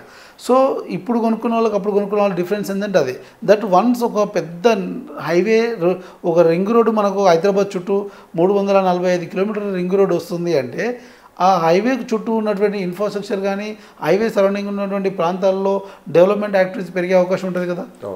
గవర్నమెంట్ ప్రతి ఒక హైవే జంక్షన్లో శాటిలైట్ టౌన్షిప్ నిర్మించాలనే కాన్సెప్ట్తో ఉన్నది. సో ఆ శాటిలైట్ టౌన్షిప్ ఎక్కడ వస్తుంది? National highway connectivity, national highway junction ఉన్న ప్రాంతంలో వచ్చే అవకాశం ఉంది. ఎందుకంటే అక్కడే స్పెషల్ ఎకనామిక్ జోన్స్ ఇస్తున్నారు కాబట్టి. సో ఆ ప్రాంతంలో మీరు ఇన్వెస్ట్ చేస్తున్నారనుకోండి, same time special economic zone investments మీకు యూసేజ్ అవుతుంది, సేమ్ శాటిలైట్ టౌన్షిప్స్ పెరుగుతాయి, అక్కడ ఉన్నటువంటి ఎగ్జిస్టింగ్ అర్బనైజేషన్ పెరుగుతుంది కాబట్టి ఇదంతా కూడా మీకు అడ్వాంటేజ్ అవుతుంది కదా. మీరు పెట్టినటువంటి ఇన్వెస్ట్మెంట్ పెరగడానికి స్కోప్ ఉంది కదా.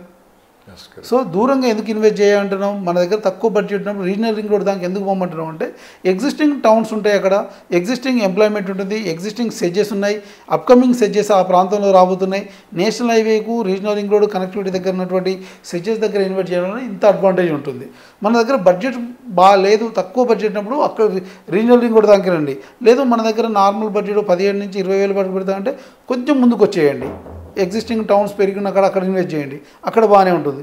లేదు ఇంకా బడ్జెట్ మన దగ్గర సఫిషియెంట్ బడ్జెట్ ఉంది అనుకున్నప్పుడు అవుటర్ రింగ్ రోడ్ ప్రాంతంలో ఇన్వెస్ట్ చేయండి. సో రియల్ ఎస్టేట్ అనగానే అది ఫ్యామిలీ డెసిషన్ ఉండాలి కంపల్సరీ. అందరూ కూర్చొని డిస్కషన్ జరిగిన తర్వాతే మనం ఆ ప్లాట్ ఏదో కొనడానికి అయితే ముందు ఉంటాం. సో దీనికన్నా ముందు ఒకసారి మనం ఇన్వెస్ట్ చేద్దాం అనుకున్నాం, ఏదో ఒక లొకేషన్ అయితే ముందు అనుకుంటున్నాం మైండ్లో 100%. ఎక్కడ కోకోపేట డబ్బు ఉంటే కోకోపేట, లేదంటే ఇంకొక ప్లేస్. బేసిక్గా కొనే ముందే ఒక్కసారి ఫ్యామిలీ మెంబర్స్ అందరితో కలిపి ఆ ప్రాంతానికి వెళ్ళి, సో ఆ ప్రాంతంలో ఆ రోజు మొత్తం స్పెండ్ చేసి ఆ చుట్టుపక్కలంతా ఎంక్వైరీ చేసుకొని, ఓకేనా, ఆ తర్వాత కొనాలని ఆలోచన కింద ఉంటే నెక్స్ట్ స్టెప్ వేస్తే మంచి రిజల్ట్ ఉంటుంది అని చెప్పి నేను అంటున్నా. అది ఎంతవరకు దానికి నేను చెప్తా. ఇంకొకటి కూడా ఏంటంటే అంతకుముందు ఏంటంటే ఎవరినో అడగాలి, ఆ లొకేషన్ ఎలా ఉంటుంది, తీసుకోవచ్చా, ఇట్లా కాకుండా మనమే వీకెండ్స్ వెళ్తూ ఉంటారు పార్టీలకనో, లేకుంటే ఆ టైం మొత్తం ఇట్లా ప్రాపర్టీ కొనాలనుకున్నాడు, దానికి ఒక టైం కేటాయిస్తే ఒకసారిగా నేను చెప్పేది 2 times 3 times అదంతా ఆ అట్మాస్ఫియర్ అదంతా అసలు ఎలా ఉంటుంది, అక్కడ ఉంటే ఎలా ఉంటుంది, కొంటే ఎలా ఉంటుంది, ఆ లొకేషన్ ఎలా ఉంటుంది, ఫ్యూచర్ ఎలా ఉంటుంది అని ఒకసారి మనమే కానీ ఎక్స్పీరియన్స్ చేసామంటే అండి ఒక మంచి డెసిషన్ తీసుకోవచ్చు కదా నేను అంటున్నాను. మీరు అన్నది 100% కరెక్ట్. డెఫినెట్గా వాళ్ళకు ఒక ఎక్స్పోజర్ వస్తుంది. ఇప్పుడు ఏదైనా ఒక హైవేలో ఇన్వెస్ట్ చేయాలని వెళ్ళినప్పుడు వాళ్ళ స్వతహా తిరగడం వల్ల ఏమవుతుందంటే అక్కడ ఉన్నటువంటి డెవలప్మెంట్స్ ఏం జరుగుతుంది, ఒకటి అక్కడ ఉన్నటువంటి టౌన్స్ ఏ విధంగా డెవలప్ అవుతున్నాయి, గతంలో చూసినటువంటి టౌన్కు ఇప్పుడున్న టౌన్కి ఏమైనా చేంజెస్ అయినాయా, కొత్తగా ఇన్ఫ్రాస్ట్రక్చర్ ఏం చేస్తున్నది, అక్కడ ఏ టైప్ ఆఫ్ డెవలప్మెంట్ జరుగుతుంది, ఏదైనా కంపెనీ వచ్చిందా, ఏం జరుగుతుంది, ఏదైనా కనెక్టివిటీ పెరిగిందా, ఏ టైప్ ఆఫ్ డెవలప్మెంట్ రాబోతున్నాయి ఇక్కడ అనేది ఓవరాల్గా మనకు కనపడుతుంటుంది. మనం పోతున్న ప్రాంతం మీద మనం ఫోకస్డ్గా పోతాం కాబట్టి, ఫోకస్గా మనం దాని గురించి వెతుకుతాం కాబట్టి అక్కడ మనం తిరిగి రీసెర్చ్ చేయొచ్చు. దట్ ఇవాళ ఎవరు అడిగినా గూగుల్ని అడిగినా చెప్తుంది ఆ ప్రాంతంలో ఏం డెవలప్మెంట్స్ వస్తున్నాయి, ఏం జరుగుతున్నాయి అని తెలుసుకున్నప్పుడు మీరు లైవ్లో వెళ్ళి చూడొచ్చు, ఫిజికల్గా చూడొచ్చు. అట్లా అలా మీరు గూగుల్లో చెక్ చేసిన తర్వాత అది పట్టుకొని ఆ రిపోర్ట్ పట్టుకొని మీరు వెళ్ళినట్టయితే ఫిజికల్గా లైవ్గా మీకు అక్కడ ఏం జరుగుతుందో తెలిసినప్పుడు మీకు కొంతవరకు ఎక్స్పోజర్ వస్తుంది. ఆ ఎక్స్పోజర్ని పట్టుకొని మీకున్న అవగాహనను మీరు ఏదైతే సబ్జెక్ట్ని రీసెర్చ్ చేశారో అదే సబ్జెక్ట్ని పట్టుకొని మీరు కొందామనుకున్న ప్రాపర్టీ దగ్గరికి వెళ్ళినప్పుడు వాళ్ళు కొంత ప్రాపర్టీ ఇన్వెస్ట్ చేస్తున్నప్పుడు ఆ ప్రాపర్టీ మార్కెట్ చేద్దాం అన్నప్పుడు వాళ్ళు కొంత రీసెర్చ్ చేసి ఉంటారు, మనకంటే ఎక్కువ రీసెర్చ్ చేసి ఉంటారు. సో వాళ్ళ సబ్జెక్టు మన సబ్జెక్టు యాడ్ అవుతుంది కాబట్టి యాడ్ అండ్ సబ్జెక్ట్ ఎక్కువ అవుతుంది కాబట్టి మనకు ఉన్నటువంటి బెనిఫిట్ ఏంది అనేది మనం చూడొచ్చు.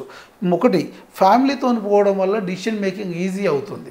ఎందుకంటే ఫ్యామిలీ మొత్తం ఉంటారు, అందరు ఒపీనియన్ ఉంటుంది, ఇక్కడ కాదు అక్కడ చేద్దాం, అక్కడ కాదు ఇక్కడ చేద్దాం, ఇది చేయడం వల్ల ఇక్కడ అడ్వాంటేజ్ ఉంటుంది, ఈ కంపెనీ పక్కన చేయడం వల్ల ఈ అడ్వాంటేజ్ ఉంటుంది, ఇంత ఎంప్లాయ్మెంట్ పెరిగే అవకాశం ఉంటుంది, ఈ రోడ్డు ఉండడం వల్ల ఇక్కడ కమర్షియల్గా ఈ రోడ్డు పెరిగే అవకాశం ఉంటుందని ఫ్యామిలీ డిస్కషన్ ఉంటుంది. కాబట్టి కూడా అంటే ఫర్ ఎగ్జాంపుల్ మనం ఉన్న ప్లేస్ నుంచి ఇప్పుడు మనం ఇక్కడ ఫర్ ఎగ్జాంపుల్ గచ్చిబౌలిలో ఉన్నాం, ఇక్కడ నుంచి ఏదో లొకేషన్ అనుకున్నాం, ఇక్కడ నుంచి ఎంత టైం పడుతుంది, మళ్ళీ అక్కడి నుంచి రావడానికి ఎంత టైం పడుతుంది, ట్రాఫిక్ ఎలా ఉంటుంది, సో మధ్యలో మనకు కావాల్సినవి ఉన్నాయా, ఇవన్నీ ప్రతి ఒక్కటి మనం ఐడెంటిఫై ప్రతిదీ ఫ్యామిలీ డిస్కషన్ ఉంటుంది. కాబట్టి మీరు చూసే దృష్టి వేరే ఉండొచ్చు, మీ ఫ్యామిలీ వాళ్ళు చూసే దృష్టి వేరే ఉండొచ్చు, ఇంకోళ్ళు చూసే దృష్టి వేరే ఉండొచ్చు.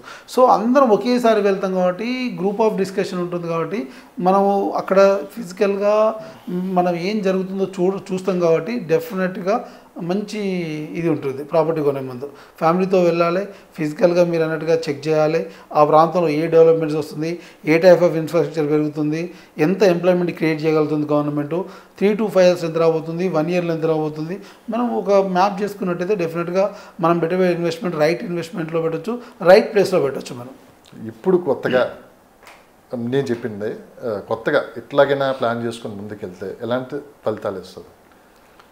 డెఫినెట్గా మంచిగా ఉంటుంది. ఎందుకంటే గతంలో ఇట్లా చేసేవాళ్ళు, ఇప్పుడు ఏంటంటే టైం లేక ఓ వర్క్ లోడ్ అయిపోయి తిరిగే ఓపిక లేక చేద్దామని ఎక్కువగా గూగుల్ మీద డిపెండ్ అయ్యి ఫిజికల్గా వెళ్ళకుండా జరుగుతున్నారు. బట్ ఎక్కడికి వచ్చినా కూడా మన ఇవాళ ఎక్కడికి వచ్చినా కూడా మన శాటిలైట్లో కూడా అందరు చెక్ చేసుకునే అవకాశం ఉంది. కాబట్టి దాంట్లో కూడా అనాలిసిస్ చేయొచ్చు. కాకపోతే ఏంటంటే ఫ్యామిలీతో వెళ్ళి చూసి ఫిజికల్గా చేసిన ఎక్స్పీరియన్స్ వేరు, మనం గూగుల్ మీద డిపెండ్ అయ్యి సాటిలైట్ మోడ్లో అనాలిసిస్ చేసింది వేరు.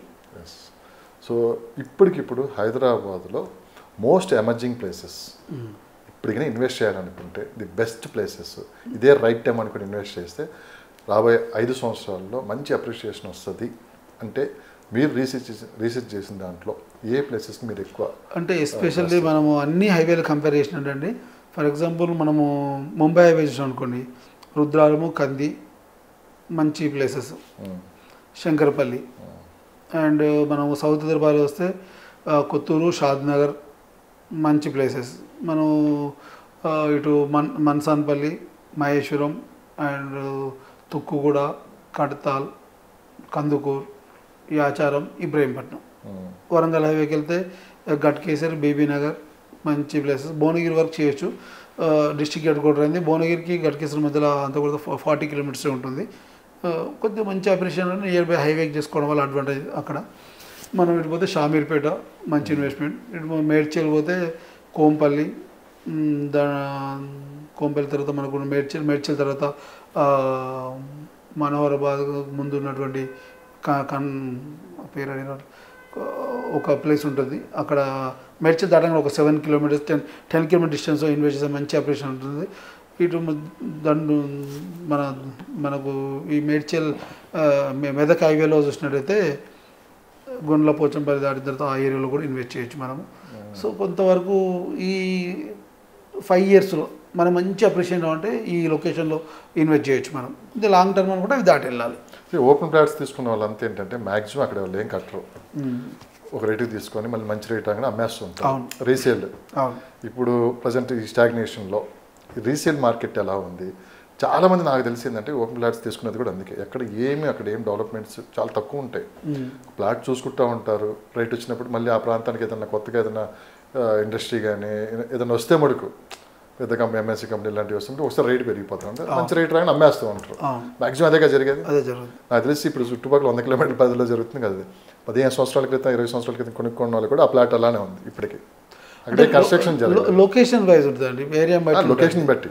అంటే సిటీ పరిధిలో అయితే మ్యాక్సిమం అయిపోయింది, సిటీ పరిధి దాటి. సో అసలు రీసేల్ మార్కెట్ ఎలా ఉంది? రీసేల్ మార్కెట్ పర్లేదు, ఎప్పుడు బాగానే ఉంటుంది. రీసేల్ మార్కెట్ ఎప్పుడు కూడా ఎట్లుంటుందంటే అర్బనైజేషన్ అయ్యే కొద్దీ ఆడేదన్నా సీరియస్ యాక్టివిటీ జరుగుతుంది. కానీ ఇవాళ హైదరాబాద్లో ఉన్న వాళ్ళు సిటీ అవుట్స్కట్ పోయి ఇన్వెస్ట్ చేసేందుకు కూడా ఎమర్జింగ్ మార్కెట్ అంటారు దీన్ని. ఈ ఎమర్జింగ్ మార్కెట్ ఏంటంటే పిల్లల భవిష్యత్తు కోసం లేదా 5 to 10 years మేము సేవ్ చేసుకుందాం అనుకునే ఉద్దేశంతో పోయి ఇన్వెస్ట్ చేసే వాళ్ళంతా కూడా ఎమర్జింగ్ మార్కెట్లో ఇన్వెస్ట్ చేస్తారు. సో రీసేల్ మార్కెట్ జరగాలంటే వితిన్ ది సిటీలో లేదా నియర్ బై హౌసెస్కో, నియర్ బై కంపెనీస్కో, నియర్ బై రోడ్కో, హైవేకో చేసుకున్నప్పుడు ఏంటంటే రీసేల్ అనేది చాలా ఈజీగా జరుగుతుంది, తొందరగా జరుగుతుంది. ఇవాళ ఎమర్జింగ్ మార్కెట్లో ఇన్వెస్ట్ చేసిన వాళ్ళందరూ కూడా కొద్దిగా టైం పడుతుంది. ఎందుకంటే అక్కడ ఏదైనా యాక్టివిటీ జరగాలి, ఏదైనా ఇన్ఫ్రాస్ట్రక్చర్ డెవలప్ అవ్వాలి, ఏదైనా కంపెనీ రావాలి, ఎంప్లాయ్మెంట్ రావాలి, ఇవన్నీ వచ్చినప్పుడు జరగడానికి అవకాశం ఉంటుంది. ఇవాళ ఎమర్జింగ్ అయింది, అప్పుడు రీసేల్ అవుతుంది. రీసేల్ అయింది ఏమంటే కన్స్ట్రక్షన్ అవుతుంటుంది. సో ఇది జరగడానికి ఏంటంటే మనం 5 to 7 years అనేది మినిమం ఇన్వెస్ట్మెంట్ టైమే 5 years చెప్తాం మనం ఎవరికైనా కూడా. మీరు ఎక్కడ ఇన్వెస్ట్ చేసినా 5 సంవత్సరాల వరకు ఈ ల్యాండ్ని అమ్మాలనే ఉద్దేశం ఉండకూడదని చెప్తాం మనం. 5 నుంచి 10 ఏళ్ళ మధ్యలో వచ్చే ప్రైస్ అంతా కూడా మీ ROI కూడా మంచి ROI వస్తుంది. ఓకే, చివరిగా రియల్ ఎస్టేట్లో ఇన్వెస్ట్ చేసే వాళ్ళంతా 40 years and above, 30 years and above ఉంటారు. అంటే 60 years ఈ మధ్యలో వాళ్ళు ఒకళ్ళని జాబ్ చేసే వాళ్ళు ఉంటారు, ఒక రిటైర్మెంట్ పీపుల్ కూడా ఉంటారు. ఆర్మీ వాళ్ళు కావచ్చు, రకరకాల ఆర్మీ కావచ్చు, ఎంప్లాయీస్ వాళ్ళు వచ్చి PF డబ్బులు లాస్ట్లో కొంత అమౌంట్ అంతా పోగేసుకొని ఏదో ప్లాట్ కొనుక్కొని జాగ్రత్త చూసుకుంటూ ఉంటారు. నేను అడిగే ప్రశ్న ఏంటంటే, ఇట్లా రిటైర్మెంట్ పీపుల్ చాలామంది రియల్ ఎస్టేట్ ఇన్వెస్ట్ చేస్తున్నారు ఈ మధ్యకాలంలో. వాళ్ళ జీవితం అంతా ఏంటంటే ఇక లైఫ్ అంతా కూడబెట్టిందంతా తీసుకుని వచ్చి మళ్ళీ ఎక్కడో ఒక ప్రాపర్టీ కొంటున్నారు. వాళ్ళకి సరైన గైడ్లైన్స్ లేదు. బేసిక్గా ఎక్కువ మంది మోసపోతుంది, ఇబ్బంది పడుతుంది కూడా వాళ్ళే. ఎందుకంటే మార్కెట్ మీద అవగాహన ఉండదు, ఎందుకంటే ఆ ప్రపంచం వేరు ఈ ప్రపంచం వేరు కదా, వాళ్ళకి అంత టైం ఉండదు దొరుకుతుంది. మీరు పర్టికులర్గా ఆ రిటైర్మెంట్ పీపుల్ కావచ్చు ఎవరైతే ఉన్నారో వీళ్ళకి మీరు ఇచ్చే సలహా ఏంటి, ఎలాంటి జాగ్రత్తలు తీసుకోవాలి ఇన్వెస్ట్ చేసే ముందు? సో మనం మాటలు చెప్పగానే ఒకసారి అంటే ఏదంటారు చూడండి, అదే నిజం అనుకోని ఎవరో అయినా సరే ఇప్పుడు మనకు కలవంగానే వాళ్ళు చెప్పింది నిజమే అనుకుంటే చాలా తొందరపడి నిర్ణయాలు తీసుకున్న కూడా చాలా సందర్భాలు చూసాము. సో ఇలాంటి విషయాలు ఏమైనా జాగ్రత్తలు తీసుకోవాలి. అంటే ఏ ప్రాపర్టీ కొంటున్నా కూడా మనం అక్కడ చూడాల్సిన ఇంతకుముందు లీగాలిటీ చెక్ చేయాలి, అప్రూవ్ చెక్ చేయాలి. లేదు వాళ్ళు ఒకవేళ గ్రామ పంచాయతీ లేఅవుట్లో గతంలో ఉన్నటువంటి లేఅవుట్లో ఎల్ఆర్ఎస్ ఉందా లేదా చెక్ చేయాలి. దాన్ని లీగల్ ఒపీనియన్ డెఫినెట్గా వెళ్ళాలి. ఎందుకంటే లీగాలిటీ పరంగా అది ఎవరి పేరు మీద తెలియదు. డబుల్ రిజిస్ట్రేషన్ అవడానికి కొన్ని జీపీ ఫ్లాట్లు కొంత జరిగింది కాబట్టి ఆ అపోహ ఎప్పటికి కూడా జీపీ ఫ్లాట్ల మీద ఉంటుంది.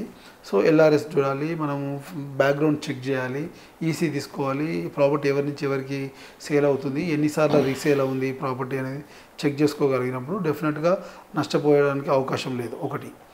రెండోది, మనము ప్రాపర్టీ కొంటున్నప్పుడు మనకి ఎవరైతే ప్రాపర్టీ చూస్తున్నారో 1-2 సార్లు మనం అడిగి తెలుసుకోవాల్సిన అవకాశం ఉంది. డాక్యుమెంట్ చెక్ చేసుకోవాలి. అతన్ని ప్రాసెస్ అంతా ఎంత టైం పడుతుంది?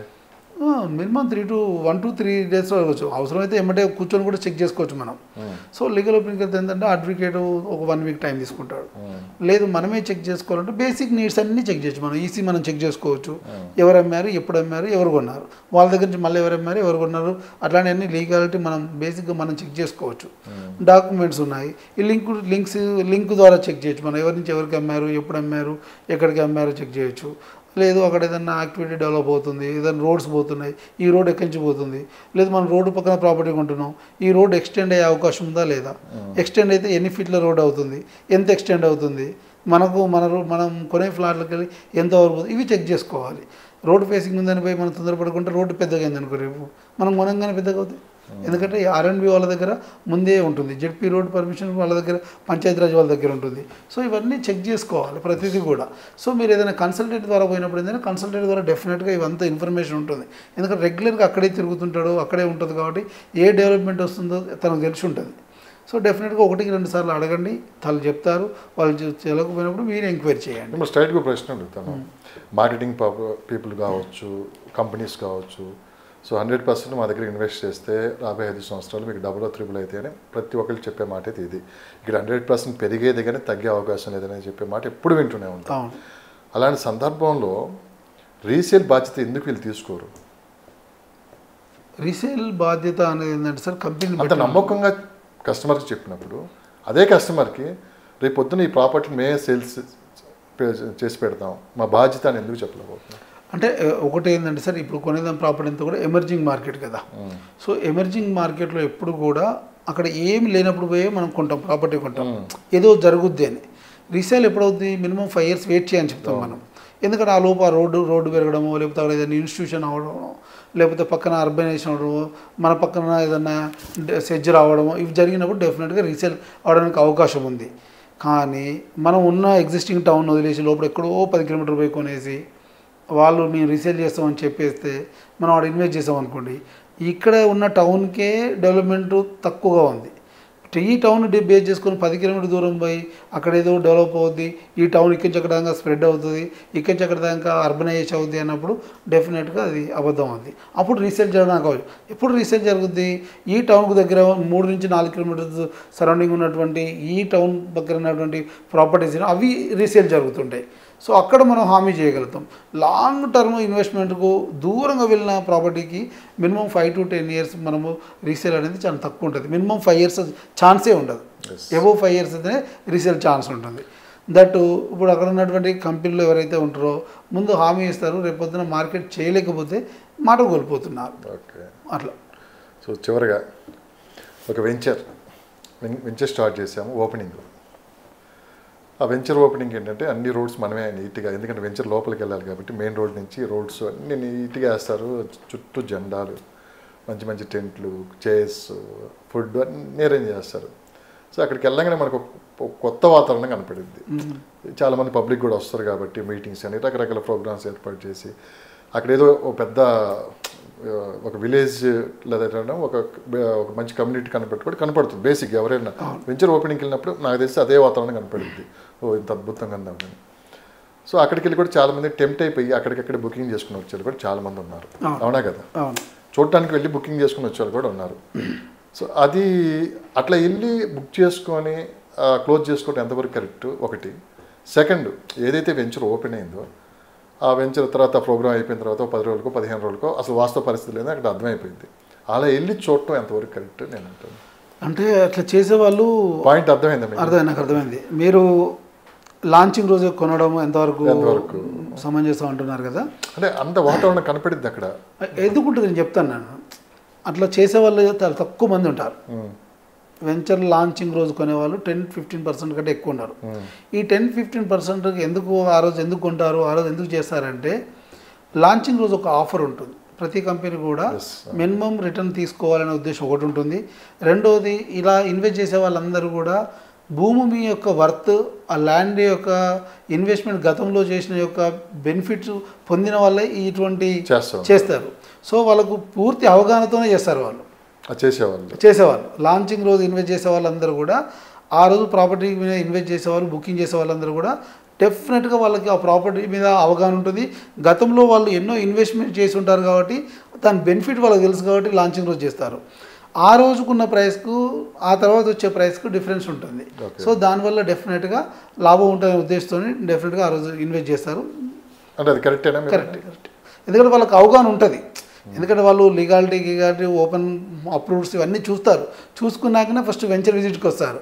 దట్టు వాళ్ళు ఎందుకంటే గతంలో ఇన్వెస్ట్ చేస్తున్నారు కాబట్టి ఏ టైప్ ఆఫ్ డాక్యుమెంట్ చెక్ చేయాలో వాళ్ళకి తెలిసి ఉంటుంది. దట్టు ఉందంటే ప్రైస్ తెలుసుగా వాళ్ళకి ఎప్పుడు ఎంత పెరుగుద్దో ఐడియా ఉంటుంది కాబట్టి డెఫినెట్గా లాంచింగ్ రోజు కొద్దిగా అట్రాక్టివ్ ప్రైస్ ట్రేడింగ్ లాగా చేస్తారు.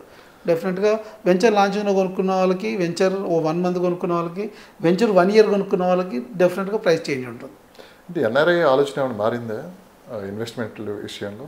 అట్లా ఏం లేదు. ఎన్ఆర్ఐలు ఇన్వెస్ట్ చేస్తున్నారు కాబట్టి లాంగ్ అయినా పర్లేదు ఎకరాల్లో తీసుకున్నామని చెప్పి కొత్తగా ఆలోచిస్తున్నారని చెప్పి మనకున్న సమాచారం. అవును, ఎంతవరకు నిజం? 100% అది కరెక్ట్ అండి. చాలామంది ఎన్ఆర్ఐలు ఈ మధ్య మనం మాట్లాడిన ఎన్ఆర్ఐలు కూడా కొద్దిగా అగ్రీ ల్యాండ్ ఇప్పియండి, కొద్దిగా దూరంగా అయినా పర్లేదు ఇన్వెస్ట్ చేసి పెడదామని కొంతమంది ఉన్నారు. కొంతమంది సెక్యూర్ చేయలేము, హెచ్ఎండిఏలో డిడిసిబిలో ఓపెన్ ఫ్లాట్లలో ఇన్వెస్ట్ చేద్దాము, ఎక్కువ మొత్తం ఇన్వెస్ట్ చేద్దాం, మళ్ళీ ఏదన్నా లేకపోతే మనం కమ్యూనిటీలా కట్టేసి రీసేల్ చేద్దాం ఫర్దర్గా ఫ్యూచర్లో అనే వాళ్ళు కొంతమంది ఉన్నారు. సో ఎట్లున్నా కూడా ఎన్ఆర్ఐలు కొంత ఇటువైపు కొంత అటువైపు అయితే స్ప్రెడ్. గతంలో ఓన్లీ ఓపెన్ ఫ్లాట్ వైపులో అగ్రీ ల్యాండ్ వైపు ఉన్న వాళ్ళు ఇవాళ ఎకరాల్లో ఇన్వెస్ట్ చేయడానికి కూడా కొంత ముందుకు వస్తున్నారు. సో హైదరాబాద్ చుట్టుపక్కల ఎకరాల్లో కొనాలంటే ఇప్పటికిప్పుడైనా అంటే ఏదన్నా మంచి ప్రైస్లో ఎక్కడ దొరికే ఉన్నాయా? మంచి ప్రైస్ అన్నది ఏముండదండి, ఏదైనా మంచి ప్రైసే. అంటే మన బడ్జెట్ని బట్టి చూడాలి. సో మన బడ్జెట్ ఎంత ఉందో అంతలో ఆ పర్టికులర్ లొకేషన్ అగ్రికల్చర్ చేసుకున్న మోడర్న్ వ్యవసాయం చేసుకున్న వాళ్ళకి మీరు ఇచ్చే సలహా ఏంటి? అంటే ఈ సిటీకి ఎంత దూరం వెళ్ళాలి, ఎక్కడ తీసుకుంటే మినిమం 70-80 kilometers వాటర్ బాడీస్ అయితే ఫుల్గా ఉన్నాయి. వాటర్ బాడీస్ ఉన్నాయి. 70-80 kilometers వెళ్తే కానీ మినిమం 30 lakhs పెట్టింది ఎకరం వచ్చే పరిస్థితి లేదు. Minimum 30 lakhs దొరుకుతున్నాయా? 25-30 lakhs ఎన్ని కిలోమీటర్ల పరిధిలో? Minimum 80 kilometers. 80 kilometers పరిధిలో లేవు. ఓకే. సో గవర్నమెంట్ కూడా ఒక నిర్ణయం తీసుకుంది సార్, RRR వరకు వాటర్ బాడీస్ అనే వాటర్ సంబంధించి అన్ని ఏర్పాట్లు చేయాలని చెప్పి కూడా రీసెంట్గా విన్నాను. అంటే హెచ్ఎండిఏ ఎక్స్టెండ్ అవుతుంది కదా, హెచ్ఎండిఏ ఎక్స్టెండ్ని దృష్టిలో పెట్టుకొని 50,000 square feet ఎసెప్ట్తో మనకు హైదరాబాద్ ఎక్స్టెండ్ అవుతుంది. సో దీంతో భవిష్యత్తులో వాటర్ ఇష్యూస్ రాకూడదు. ఇప్పుడు హైదరాబాద్కు కృష్ణా 3 lines వస్తుంది, 3 pipelines ఉన్నాయి మనకు. సో దాంతోపాటు మనకు ఆల్రెడీ మంజిరా ఉంది, ఇటు గండిపేట, ఇవన్నీ యూజ్ చేస్తున్నాం మనం. సో ఇవి కాకుండా ఏంటంటే ఆల్రెడీ మనకు హైదరాబాద్ చుట్టూ లేక్ వ్యూస్ ఎక్కువ ఉన్నాయి కాబట్టి వాటిని వాటర్ బాడీగా చూసి మున్సిపల్ లిమిట్స్లో హెచ్ఎండి లిమిట్స్ ఎంతవరకు అవి ముందే ఎగ్జిస్టింగ్ క్రియేట్ చేయాలనే ఆలోచనతో గవర్నమెంట్ ఉంది. గత ప్రభుత్వం ట్రిబ్యునల్ జీవో మీద అసెంబ్లీలో ఒక తీర్మానం తీసుకొని వచ్చింది. సో అది కథ ముగిసినట్లయినా ఇంకా మళ్ళీ ట్రిబ్యునల్ జీవోలోకి మళ్ళీ అడుగు పెట్టే ఛాన్సెస్ ఉందంటారా? ఇప్పుడు ప్రజెంట్ అయితే లేదు, ఉండదు. ఎందుకంటే 111 జీవో ఒకవేళ ఎత్తేస్తే రివోక్ చేయగలిగితే ఏమవుతుందంటే అక్కడ ఉన్నటువంటి ల్యాండ్ కాస్ట్ ఇప్పటికంటే ఎక్కువ పెరుగుతుంది. రెండోది ఇప్పటికే ఆ వెస్ట్ హైదరాబాద్ కాంక్రీట్ జంగిల్కి ఎక్కువ పెరిగిపోయింది పూర్తిగా. హిమాయత్ సాగర్ని, గండిపేటని వాటర్ బాడీస్గా డ్రింకింగ్ పర్పస్లో యూజ్ చేసుకుందాం అనుకున్నప్పుడు ఈ 111 జీవో రివోక్ చేయడం వల్ల సేమ్ మూసి మనకు ఉన్నటువంటి హుస్సేన్ సాగర్ ఎలా అవుతుందో అలా అవుతుంది. అవి అలా కాకుండా చేయడానికి ఒక సిస్టమ్ ఉంది, కానీ అప్పుడు వాటర్ ప్లాంట్లు పెట్టాలి, ఎక్కడికక్కడ వాటర్ రీసర్క్యులేట్ చేయాలి, రీయూసేజ్ కోసం బెడ్లు కట్టాలి. సో అప్పుడు ఎక్కువ మొత్తం ల్యాండ్ వాటికే పోతుంది. సో అలా దాంట్లో ఎవరు ఇప్పుడు వరకైతే ఛాన్స్ లేదు. గత ప్రభుత్వం ఒక క్లారిటీ ఉంది. ఒకవేళ వచ్చినా కూడా సామాన్యుడికి అందుబాటులో ఉండవు, అవి సామాన్యుడు కొనుక్కునే పరిస్థితిలో ఉండవు. అది ఏదన్నా కూడా ఇప్పుడు కోకాపేట నియోపోలిస్ ఇదంతా చూస్తున్నాం మనం, ఆల్ట్రా లగ్జరీ పీపుల్ ఉండేటటువంటి ఏరియా అది. సో అటువంటి ఏరియాలో ఇంకొద్ది ఎక్స్టెండ్, ఆ ఏరియా ఎక్స్టెండ్ అవుద్ది. మీరు చూసిన నియోపోలిస్, మీరు చూస్తున్న నియోపోలిస్ అంటే ఏంటి, ఏం చెప్తారు? నియోపోలిస్ అనేది ఒక ఆల్ట్రా పాష్ ఏరియా, అది కమర్షియల్ కమ్ రెసిడెన్షియల్ ఏరియా. మీరు అందులో ఐటీ సెజ్ ఉంటుంది, అందులో మీకు హోటల్స్ ఉంటాయి, అందులో కన్వెన్షన్ హాల్స్ ఉంటాయి. టీవీ టవర్స్ అని ఫస్ట్ అక్కడ కట్టారు. అవును. మీకు ఐడియా ఉంది? అవును. ఆ ప్రాంతం మొత్తం కొండ, అసలు ఎట్లా ఉండదంటే మొత్తం బ్లాస్టింగ్స్ ఎక్కువ జరుగుతూ ఉంటాయి. ఆ రాక్ మొత్తం ఇదంతా అవును. అది ఎప్పుడో కాదు, నాకు కరెక్ట్ నాకు తెలిసి ఒక 6-7 years బ్యాక్ నేను చెప్పేది. ఆ లోపల కూడా అడుగు పెట్టలేదు. ఆ టీవీ టవర్స్ దగ్గర తీసుకోవాలంటే చాలామంది వెనకడిగేశారు. ఆ రోజులు అసలు ఏదో ఫ్రీ ఇచ్చిన వద్దనే టైప్లో అయిపోయారు ఆ టైప్. అది ఈరోజు హైదరాబాద్లోనే, హైదరాబాదే కాదు ఇండియాలోనే హైయెస్ట్ రేట్ అక్కడ జరుగుతుంది. అలాంటి ప్రాంతంలోనే ఈ ట్రంప్ టవర్స్ అని కూడా ఆ దగ్గరలోనే వస్తుంది అన్నారు. అవును, అదే సెజ్లో వస్తుంది. ఏంటి సార్ ఈ ట్రంప్ టవర్స్కి? ఒక ట్రంప్ అనగానే మామూలుగా అందరూ గుర్తొచ్చే తెలిసిందే మనకి. ఫస్ట్ హైదరాబాద్లోనే, అంతకుముందు వేరే ప్లేసెస్లో వచ్చింది. అంటే ట్రంప్ బేసిక్గా అలాంటి ప్లేస్ని సెలెక్ట్ చేసుకోవడానికి కూడా కారణం ఏంటి? ట్రంప్ టవర్స్ అంటే ట్రంప్ బేసిక్గా రియల్టర్. తను పాలిటిక్స్లో ముందు నుంచి కూడా ట్రంప్ రియల్టరు. ఇంటర్నేషనల్ వైజ్గా చాలా పెద్ద టవర్స్ కట్టిండు. హైరేజ్లో మంచి ఎక్స్పీరియన్స్ ఉంది, మంచి అది ఉన్నటువంటి కంపెనీ. అయితే హైదరాబాద్కు రావడం మనకు కొత్త, కానీ ఇండియాలో ఎప్పుడో అడుగుపెట్టాడు ఆయన. ఓకే, ఇండియాలో అడుగుపెట్టాడు. గుర్గాన్, నోయిడా, బెంగళూరు, కోల్కత్తా, ఈ ముంబై, ఇక్కడ ఆల్రెడీ టవర్స్ కట్టాడు. 60+ ఫ్లోర్లు టవర్లతో ఆయన ఎప్పుడో కన్స్ట్రక్షన్ స్టార్ట్ చేశారు. ట్రైబేకా ఇన్ఫ్రా అని ఇండియన్ కంపెనీతో టైప్ అయినాడు. మనకు హైదరాబాద్లో కోకాపేట నియోపోలిస్ ఏదైతే సెజ్లో ఉందో దీంట్లో 3,500 కోట్లతోని 63+ ఫ్లోర్తోని ట్విన్ టవర్స్ కడుతున్నారు. ట్రంప్ ట్విన్ టవర్స్ అని కడుతున్నారు. ఇక్కడ హైరా అనే ఒక కన్స్ట్రక్షన్ కంపెనీతో టైప్ అయ్యారు, లోకల్ కన్స్ట్రక్షన్ కంపెనీతో. వాళ్ళు ఆధ్వర్యంలో ఇది నడుస్తుంది. ఆల్మోస్ట్ అప్రూవల్ చివరి స్టేజ్లో ఉన్నాయి. మేబీ ఆగస్టు సెప్టెంబర్ లో కన్స్ట్రక్షన్ స్టార్ట్ అయ్యే అవకాశం ఉంది. ఫౌండేషన్ స్టోరీ అవుతుంది. అందుకంటే 3,500 crores ఇన్వెస్ట్మెంట్తో చాలా పెద్ద ఎత్తున కట్టబోతున్నారు. ఇందులో కమర్షియల్ కమ్ రెసిడెన్షియల్ టవర్స్ 2 కట్టబోతున్నారు. దట్ ఏంటంటే ఇక్కడ మ్యాక్సిమం ఎస్ఎఫ్టీ 5,000 ఎస్ఎఫ్టీతో ఒక ఫ్లాట్ ఉండబోతుంది. మినిమం 15,000 per square feet అమ్మబోతున్నారు ఇక్కడ మినిమం. సో ఇంకా పెరిగే అవకాశం కూడా ఉండొచ్చు. ఎందుకంటే చాలా ఆల్ట్రా లగ్జరీ సెజ్ అయినటువంటి ఇక్కడ మీరు ఆల్రెడీ చూడొచ్చు. ఎంఎస్ఎన్ వాళ్ళది కానీ, మై హోమ్ వాళ్ళది కానీ, అక్కడ కమర్షియల్ ఉన్నాయి, సేమ్ రెసిడెన్షియల్ ఉన్నాయి. దాంతోపాటు ఎస్సీఏ సాస్ వాళ్ళది కన్స్ట్రక్షన్ కంపెనీ. బిగ్గెస్ట్ ఎవరైతే కన్స్ట్రక్షన్ కంపెనీ ప్లేయర్స్ అయితే హైదరాబాద్లో ఉన్నారో వాళ్ళందరూ నియోపోలిస్ సెజ్లో ఉన్నారు.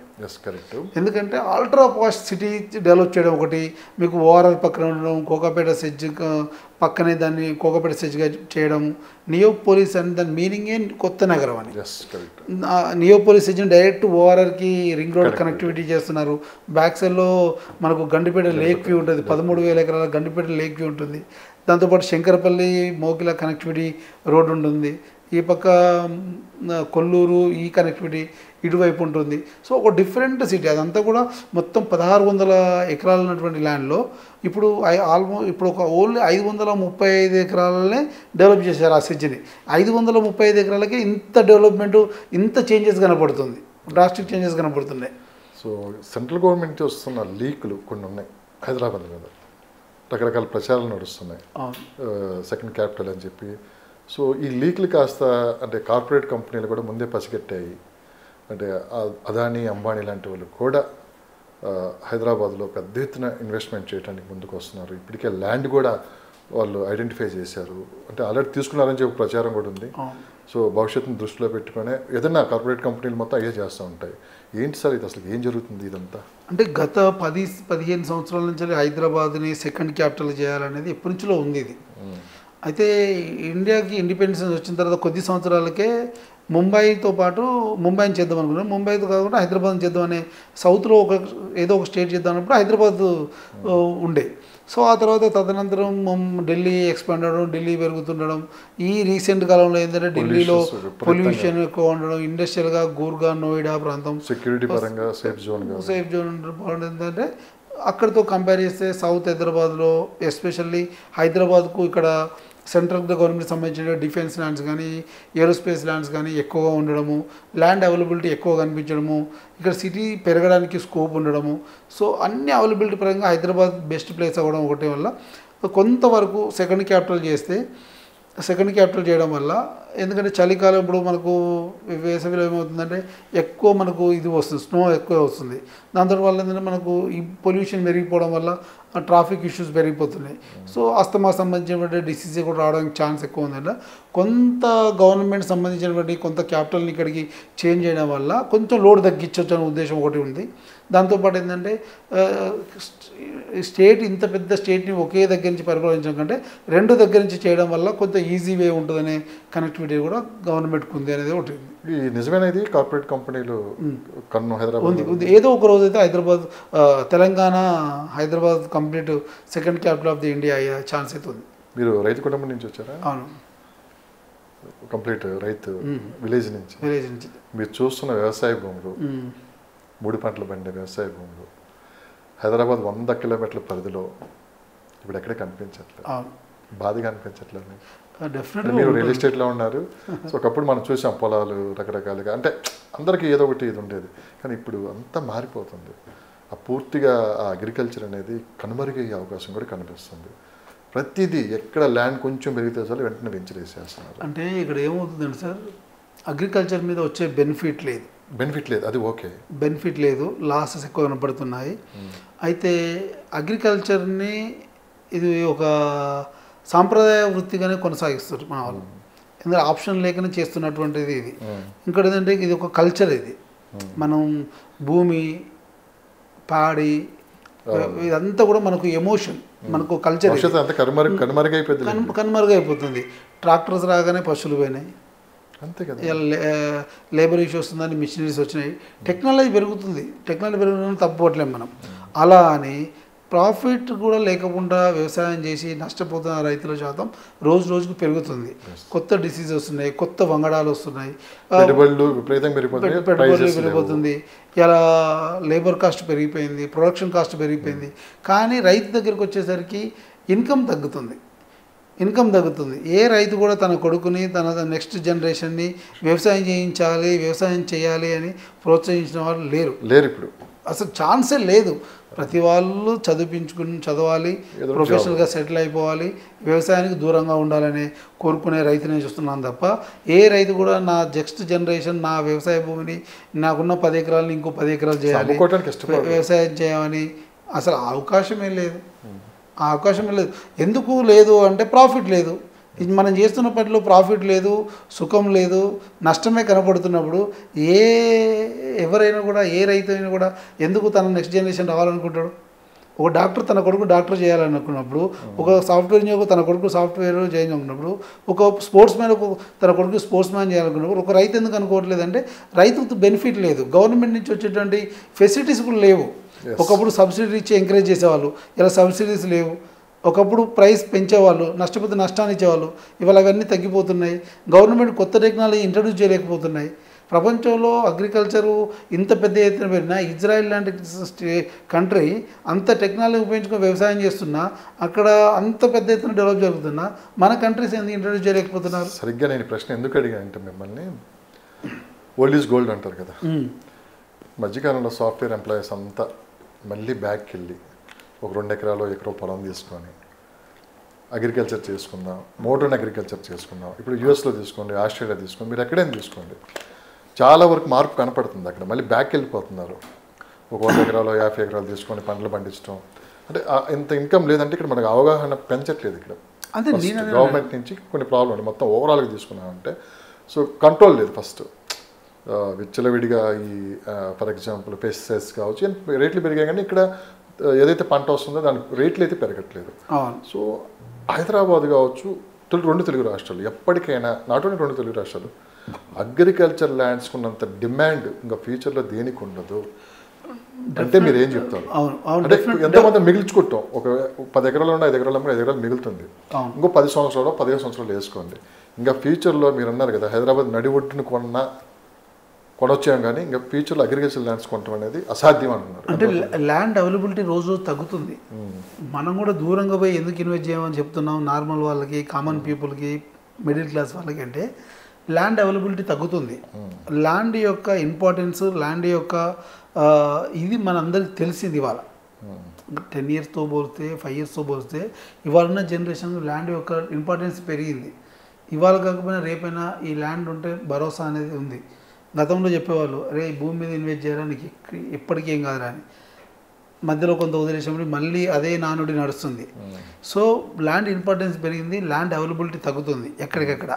సో ప్రతి వాళ్ళు ఓపెన్ ఫ్లాట్ చేసి వెంచర్ చేసి కన్స్ట్రక్షన్ చేసుకోకపోతే భూమి నుంచి వచ్చే పంట ఎవరు పండించాలి? సో అందుకే మోడర్న్ వ్యవసాయం 1-2 ఎకరాలు చేయగలుగుతున్నారు, 1-2 ఎకరాలు. కానీ 100 ఎకరాలు చేయాలనేది నా ఉద్దేశం, 1000 ఎకరాలు చేయాలనేది నా ఉద్దేశం. ఎందుకంటే ఇజ్రాయిల్ లాంటి కంట్రీ కానీ, చైనా లాంటి కంట్రీ కానీ వాళ్ళు పండిస్తున్నటువంటి పంటలు టెక్నాలజీతో చేస్తున్నారు. అట్లా చేయడం వల్ల యూత్ని ఎంకరేజ్ చేసినట్టుంది. ఇలా యూత్ ఎంతమంది వ్యవసాయం చేస్తున్నారు? యూత్ అసలు వ్యవసాయానికి చాలా దూరం అయిపోతున్నారు, రోజు రోజుకు దూరం అయిపోతున్నారు. హైదరాబాద్ లాంటి ప్రాంతానికి వచ్చి అవసరమైతే వాచ్మెన్లా ఉండి బతకడానికి ఇష్టపడుతున్నారు తప్ప ఊళ్ళో వ్యవసాయానికి ఇష్టపడతలేరు. ఎందుకంటే 6 months కష్టపడి పంట పండిస్తే ఏ తుఫాను వచ్చి కొట్టుకుపోతుందో తెలియదు. అది మిగిలేదు కూడా ఏం లేదు, ఏముండదు. 2 ఎకరాలు వేస్తే కనీసం 30,000 మిగులుతుంది. అది గ్రేట్. ఇంకా 30,000 మిగిలాయంటే అవును. ఏ టైప్ ఆఫ్ డిసీజ్ వస్తుందో తెలియదు, ఏ మందు కొట్టాలో తెలియదు. ఆ పెస్టిసైడ్స్ రేట్లు వేలల్లో ఉంటాయి. మీరు లాస్ట్ 3 to 4 years అబ్జర్వ్ చేయండి. మిర్చి పంట పర్సంటేజ్ పడిపోయింది, మిర్చి పండడం తగ్గిపోయింది, మిర్చికి డిసీజెస్ పెరిగిపోయినాయి. మిర్చికి వచ్చిన డిసీజ్ మీద రీసెర్చ్ నడుస్తుంది. ఇప్పటి వరకు మందు లేదు దానికి. కోవిడ్ లెక్క రూపాంతరం చెందుతుంది. అది కూడా కోవిడ్ లెక్క రూపాంతరం, మిర్చికి వచ్చే డిసీజెస్ కోవిడ్ లెక్క రూపాంతరం చెందుతున్నాయి. ఇలా మిర్చి పెట్టిన రైతు లాభం కాదుగా నష్టపోతున్నారు. మిర్చి వేరడానికి పెట్టినటువంటి లేబర్ కాస్ట్ అవుతుంది, మిర్చికి పెట్టినటువంటి పెస్టిసైడ్ కాస్ట్ అవుతుంది, ఫర్టిలైజర్ కాస్ట్ అవుతుంది. వాళ్ళు వెళ్ళట్లేదు. గవర్నమెంట్ ఏంటంటే వ్యవసాయాన్ని పెద్ద పరిశ్రమగా చూడాలి, వ్యవసాయానికి సంబంధించిన టెక్నాలజీని డెవలప్ చేయాలి, వ్యవసాయానికి అవసరమైతే అన్ని రకాల ఫెసిలిటీస్ ప్రొవైడ్ చేయాలి, యూత్ని ఎంకరేజ్ చేయాలి. ఈ జనరేషన్ యూత్ వ్యవసాయం చేయడానికి ఇష్టపడలేదు.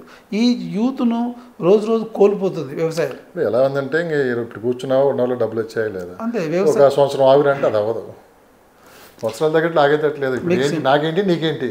వ్యవసాయం అనే పరిశ్రమని గవర్నమెంట్ నెగ్లెక్ట్ చేస్తే ఆర్థిక సంక్షోభంలో ఆహార సంక్షోభం వచ్చే అవకాశం ఉంది. ఫుడ్ సప్లై చేసే వాళ్ళు ఇలా 30,000 నుంచి 50,000 సంపాదిస్తున్నారు. ఫుడ్ సప్లై చేసేవాళ్ళు. అసలు ఫుడ్ బిజినెస్ మీకు ఎంతో తెలుసు? ఫుడ్ బిజినెస్ కాదు, బిజినెస్ చేసేవాళ్ళకి లేదు సంపాదన, ఓన్లీ సప్లై చేసేవాడు, హోటల్ టు హోమ్ సప్లై చేసేవాళ్ళు. సో ఇవాళ వాళ్ళకు పర్ మంత్ 30,000 నుంచి 50,000 వచ్చినప్పుడు వ్యవసాయం చేసేవాడికి ఎందుకు రాకూడదు? మధ్యలో దళారీ వ్యవస్థ, ఈ సిస్టమ్ మొత్తం తీసేయాలి. ఎందుకంటే ఈ ప్రశ్న ఎందుకు అడిగానంటే, ఏ చిన్న పట్టణానికి వెళ్ళండి, ఏ చిన్న విలేజ్కి వెళ్ళండి, ఆ ఊరు పక్కన ఏదో ఒక వెంచర్ వేస్తున్నారు. వెంచర్ వేయడం తప్పట్లేము, మనము ఇన్ఫ్రాస్ట్రక్చర్ పెట్టడం తప్పలేము, డెవలప్మెంట్ చేయడం తప్పట్లేము, సమపాలలో జరగాలి. అంటే యూత్ వ్యవసాయానికి దూరం అవుతున్నదే మెయిన్ ఇష్యూ ఇక్కడ. అది క్యాచ్ చేసే ఇప్పుడు ఎన్ఆర్ఐలు కాస్త ఏంటంటే ఆ వ్యవసాయ భూములు కొనడానికి ఎక్కువ ఇష్టపడుతున్నారు.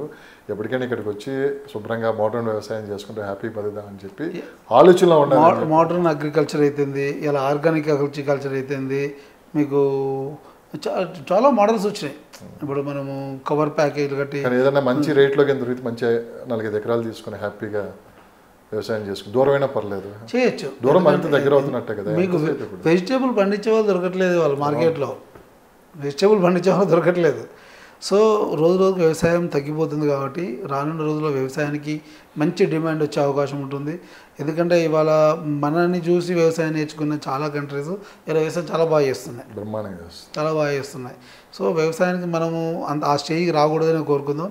ప్రభుత్వాల సైడ్ నుంచి కూడా వ్యవసాయాన్ని, యూత్ను ఒక పరిశ్రమలా ఎంకరేజ్ చేయగలిగితే డెఫినెట్గా వీళ్ళకు కూడా రాయితీలు ఇవ్వగలిగితే 1000 కోట్ల పరిశ్రమలకే కాదు మన వాళ్ళకు కూడా ఇవ్వగలిగితే డెఫినెట్గా వ్యవసాయానికి ఇది ఉపయోగపడుతుందని నేను అనుకుంటున్నాను. Thank you sir, thank you so much Ramesh గారు. మరొక ఎపిసోడ్తో మళ్ళీ కలుద్దాం. షూర్, తప్పకుండా. Thank you. ఈరోజు ఎందుకంటే మన రైతులను కూడా గుర్తు చేసుకున్నాం.